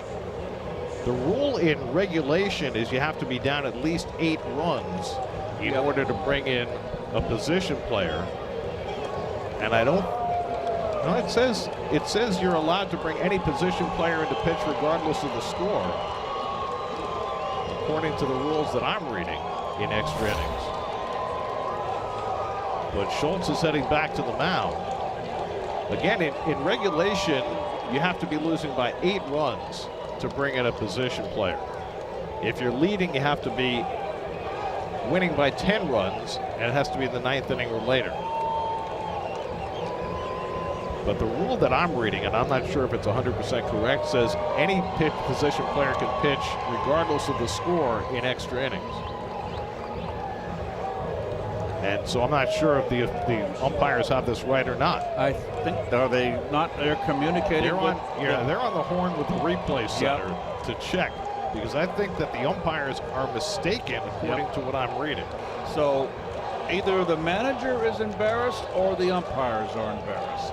Paxton Schultz, who had gone to the dugout, is now back out standing next to the mound waiting for an adjudication. They were going to bring Jose Tena, who was the DH, in to play third base, and maybe that's what the contention is, whether they can move the DH into. Well, they can do that. They just lose the DH for the rest of the game. Yeah.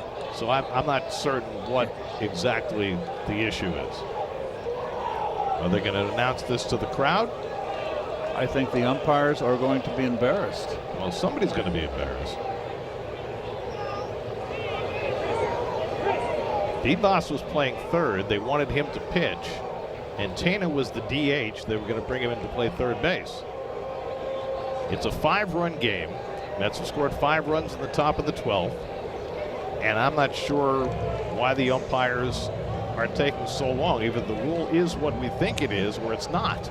Now Carlos Mendoza is coming out for an explanation.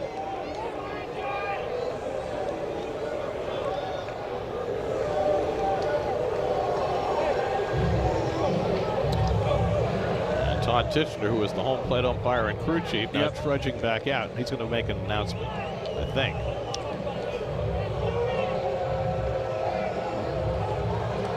Oh boy. Here we go. Washington can bring a non-pitcher in extra innings. So the umpires did not know the rule. That's basically what this came down to. That is truly embarrassing. It is.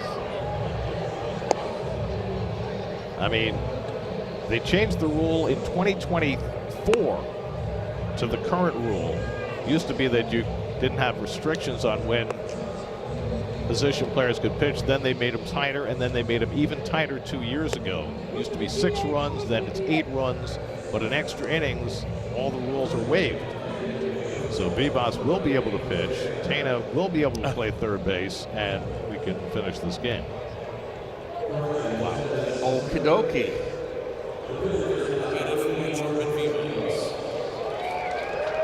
So A.J. Ewing will be the batter. Mets have 5 runs home in the 12th. They have first and third and 1 out. Ewing is 1 for 5, and he smacks one into left field. That's a base hit. That'll bring home another run. Beatty comes in to score the 6th run of the inning. And Ewing's got his 2nd hit of the night, and it's now 12-6 New York.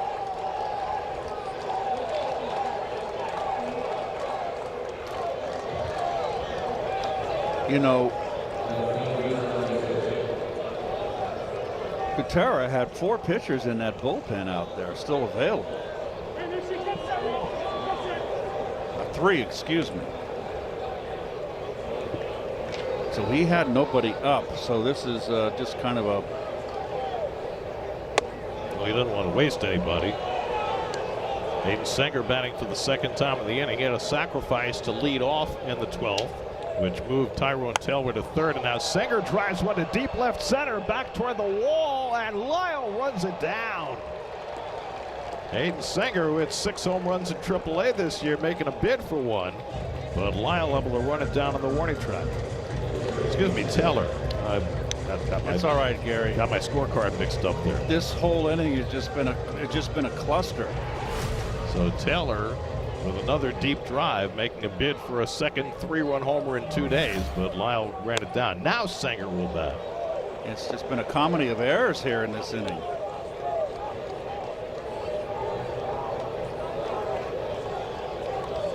Well, to your point about the use of the bullpen here, that's driven to right field, and Senger's got his first hit of the season. Everybody will move up a base, and the Mets have the bases loaded with Carson Bench coming up. I could have sent him home there. 7th hit of the inning. To your point about the bullpen, Brad Lord threw 27 pitches yesterday against the Orioles. Richard Lovelady threw 27 pitches yesterday. Alvarez would be the only guy. And now a fly ball deep to center. Weimer can't get there, and it's up against the wall. Bench will clear the bases. Oh, get 2 home. They're going to stop Senger at third. So it's now an 8-run inning, and it's 14-6 New York. Bench's 3rd hit of the game. He now has 3 RBIs. Well, they're jumping on poor Vivas. He's throwing BP. So 7 runs are charged to Paxton Schultz. 6 of them earned. Boy, this is hard to keep track. Trying my best. Goodness. There's Bichette. He's throwing that ball in there like lollipops. Well below the hitting speed. Bichette had a hit earlier in this inning. Bichette drove in, Bench drove in the lead run. And then Bruhan with the bunt gave them the insurance run, and then the Mets have piled on. This is driven to right center. Weimer on the run. He won't get to this one. And that'll bring in 2 more runs. Bichette cruises into second base. It's a 10-run 12th inning for the Mets. Goodness gracious. Bichette now has 3 RBIs on the night, and the Mets lead it 16-6. Talk about taking no prisoners. Well, this team was beaten down for long enough, and they are taking it out on everybody that they can. An inspiring win yesterday, and now they have a beatdown in D.C. today with a 10-run 12th inning. It's going to be a 10-run 12th inning, but it was a hard-fought ball game.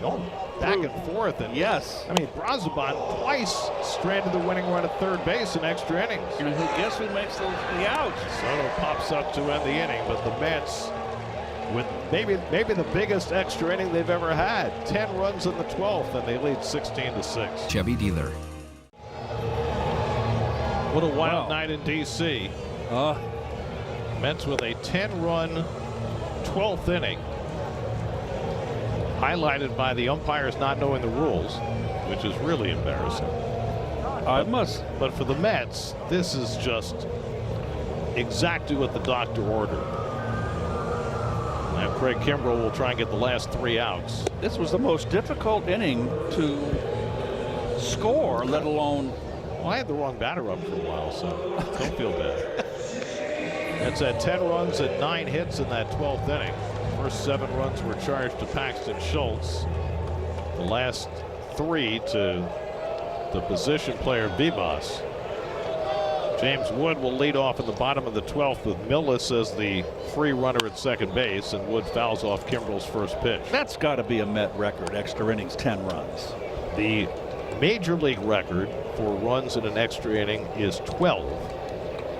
Texas did that in 1983 in Oakland.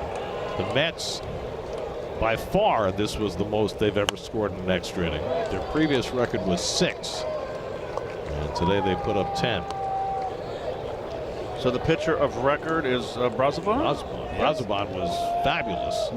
Much deserved. Struck out Abrams to end the 10th to keep it tied. And then struck out, got Millis on the ground ball to end the 11th with 2 in scoring position to keep it tied. And then the Mets unloaded in the top of the 12th. Wood has a single and a double. He's also been intentionally walked. And he fouls one off. Let me get this in while I have a chance. Joey Weimer, we mentioned earlier, on base 5 times as a substitute. It's only the 7th time since 1900 that that's happened. The last one was Lee Lacy for the Pirates in 1984. So Weimer doing something that has rarely been accomplished.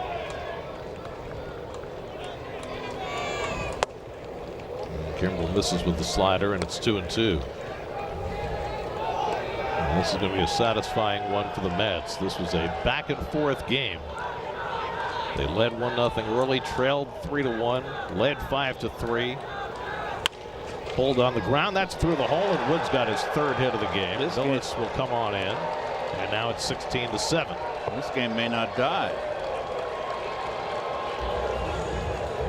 Think they can score 10 to tie? You know, I've already seen a 10-run inning in extra innings. I'm not going to tell you it's not possible.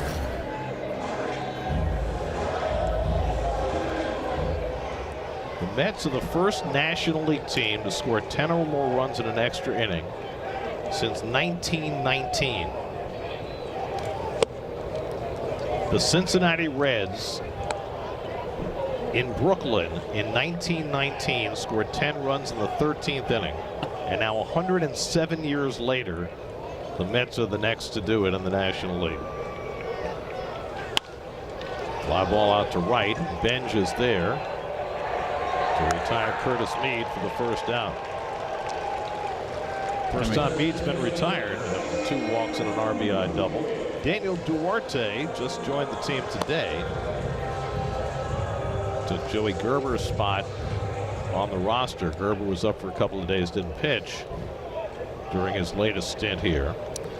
Duarte, former Cincinnati Red, was in the minors and had an opt-out in his contract. So if the Mets hadn't called him up, they could have lost him. So they called him up. And here he is. Nasim Nunez is 0 for 2 since he came on as a pinch runner in the 7th.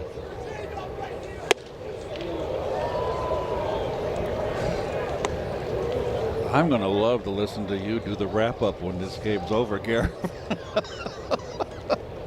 All I have to say is a 10-run 12th. Got to hand it off to the studio. Really easy. Let Gary do the heavy lifting. Knee-high fastball for a strike from Kimbrel, and it's 1-2 to Nunez. God, what a crazy game. Crazy inning. Well, this whole game, I mean, has just been nail-biting until the Mets finally broke it open in the 12th. Slow ground ball. Simeon comes in, makes the tag for the second out. So Wood is out on the fielder's choice for unassisted, and the Nats are down to their final out of the night.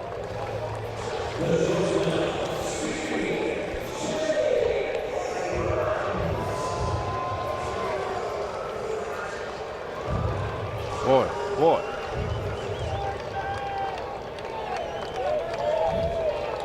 C.J. Abrams had a chance in the 10th inning, but Brazoban struck him out with the bases loaded to keep the game tied. And now the Mets about to lock one down in the 12th.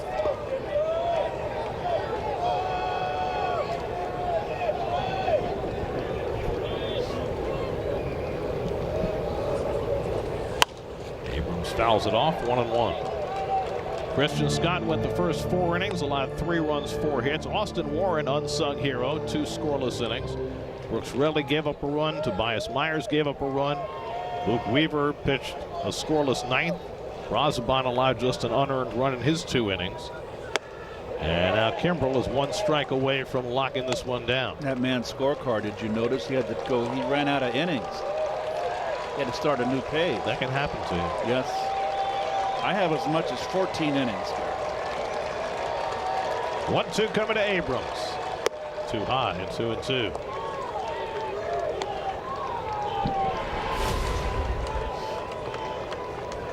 That's a rugged scorecard. 2-2 coming. Fouled away. This is over a 4-hour game now. I don't think the Mets have played a 4-hour game since the extra inning rule was instituted. I don't recall one if they did. They had that 13-inning game against the Dodgers last year. I don't think that one went 4 hours. Again, the 2-2 to Abrams. At his feet, and it's 3-2. I am not going to do anything with this scorecard when the game's over. I'm going to bring it home, and I'm going to get up in the morning, and then I'll do a little room service breakfast, and I'll tidy up my card. Will you frame it when you're done? 3-2, and Abrams turns 1 foul. Let's see your scorecard. Well, look at this mess. This inning. I mean, it's hard, especially with all the free runners and extra innings. Got to keep track of that stuff. Yes. It doesn't make sense, but you know, it's the way the game is now. Abrams pulls one. That's a fair ball going down the line. Hits off the sidewall. Nunez goes to third. He'll be stopped there. Abrams pulls in at second with a double, and this game continues. Second hit of the game for Abrams. Just interesting that good to see these hitters for Washington are just not laying down. Just reminds me, Pete Rose, no matter what the score is, how many runs you're down that last at bat, don't give in. Well, Dylan Lyle is 0 for 5 tonight. He's got 2 in scoring position with 2 out. So I was incorrect. That 13-inning game against the Dodgers last year went 408. I think we're at 407 right now. It's going to go 4-0. It's going to pass it. Not if he puts this pitch into play. Slider for a strike, and it's 1-1. You know, you look up at the scoreboard, you always want to put up a crooked number, but that 12th inning, there's no crooked numbers. 1-0. Straight and circle.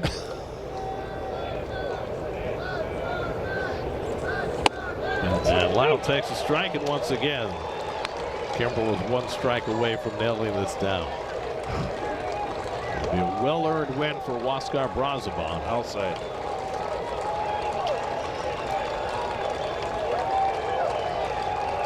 One-two coming, and a fly ball out behind second base. Brujan is there, and the ball game is over. The Mets with the biggest extra inning for a National League team in 107 years. A 10-run 12th, and they've now won 6 of their last 7 as they defeat the Nationals in 12 innings tonight, 16-7. Well, 3 hits for Benj, 2 runs scored, 2 RBIs. Beatty, a big day. Bichette with 3 RBIs and a home run. I can go on and on and on here. There's been just a lot of offense late in this ball game. And there's your hero right there, Mr. Huáscar Brazoban. Well done. Tonight's win is brought to you by Moomoo. Download the app for access to exclusive Mets perks and smarter trading. Moomoo Financial Link, member FINRA, SIPC. The Nats left 19 runners on base tonight. They played some poor defense, 4 errors. They had a runner trip trying to come home, which might have cost them a win in regulation. That's taking advantage of all of that and break it open in the 12th inning to win 16-7. The Amazing Mets Foundation is proud to contribute $2,500 to Northwell Health and the Cass Institute for Women's Health for every Mets win. For more information, visit northwell.edu/cats. The total contribution so far this season is $52,500. New York Mets baseball on SNY is brought to you by Infinity. Experience their luxury SUVs at your local Infinity retailer today. By HSS, #1 in orthopedics and the official hospital of the New York Mets. By Bet365, where winning is everything. And by your local Honda dealers. Contact your local Honda dealer today. Final score in 12 innings. The Mets 16, the Nationals 7. Game 2 of this series tomorrow. They'll need some length out of Nolan McLean. Coverage begins at 6. First pitch at 6:45 tomorrow, right here on SNY. That's 3rd straight win, 6 of their last 7. Now for Keith Hernandez, Steve Gelbs, and our entire SNY crew, I'm Gary Cohen in D.C. Time for Mercedes-Benz Post-Game Live with Gary and Todd. Take it away. All right, can't we thank on SNY? That's it. 4 hours, 8 minutes. Mets win 16-7. They've won 6 of their last 7 games. Honda Sports Night with Chelsea and Eamon coming up following a break. We'll see you back here tomorrow. So long.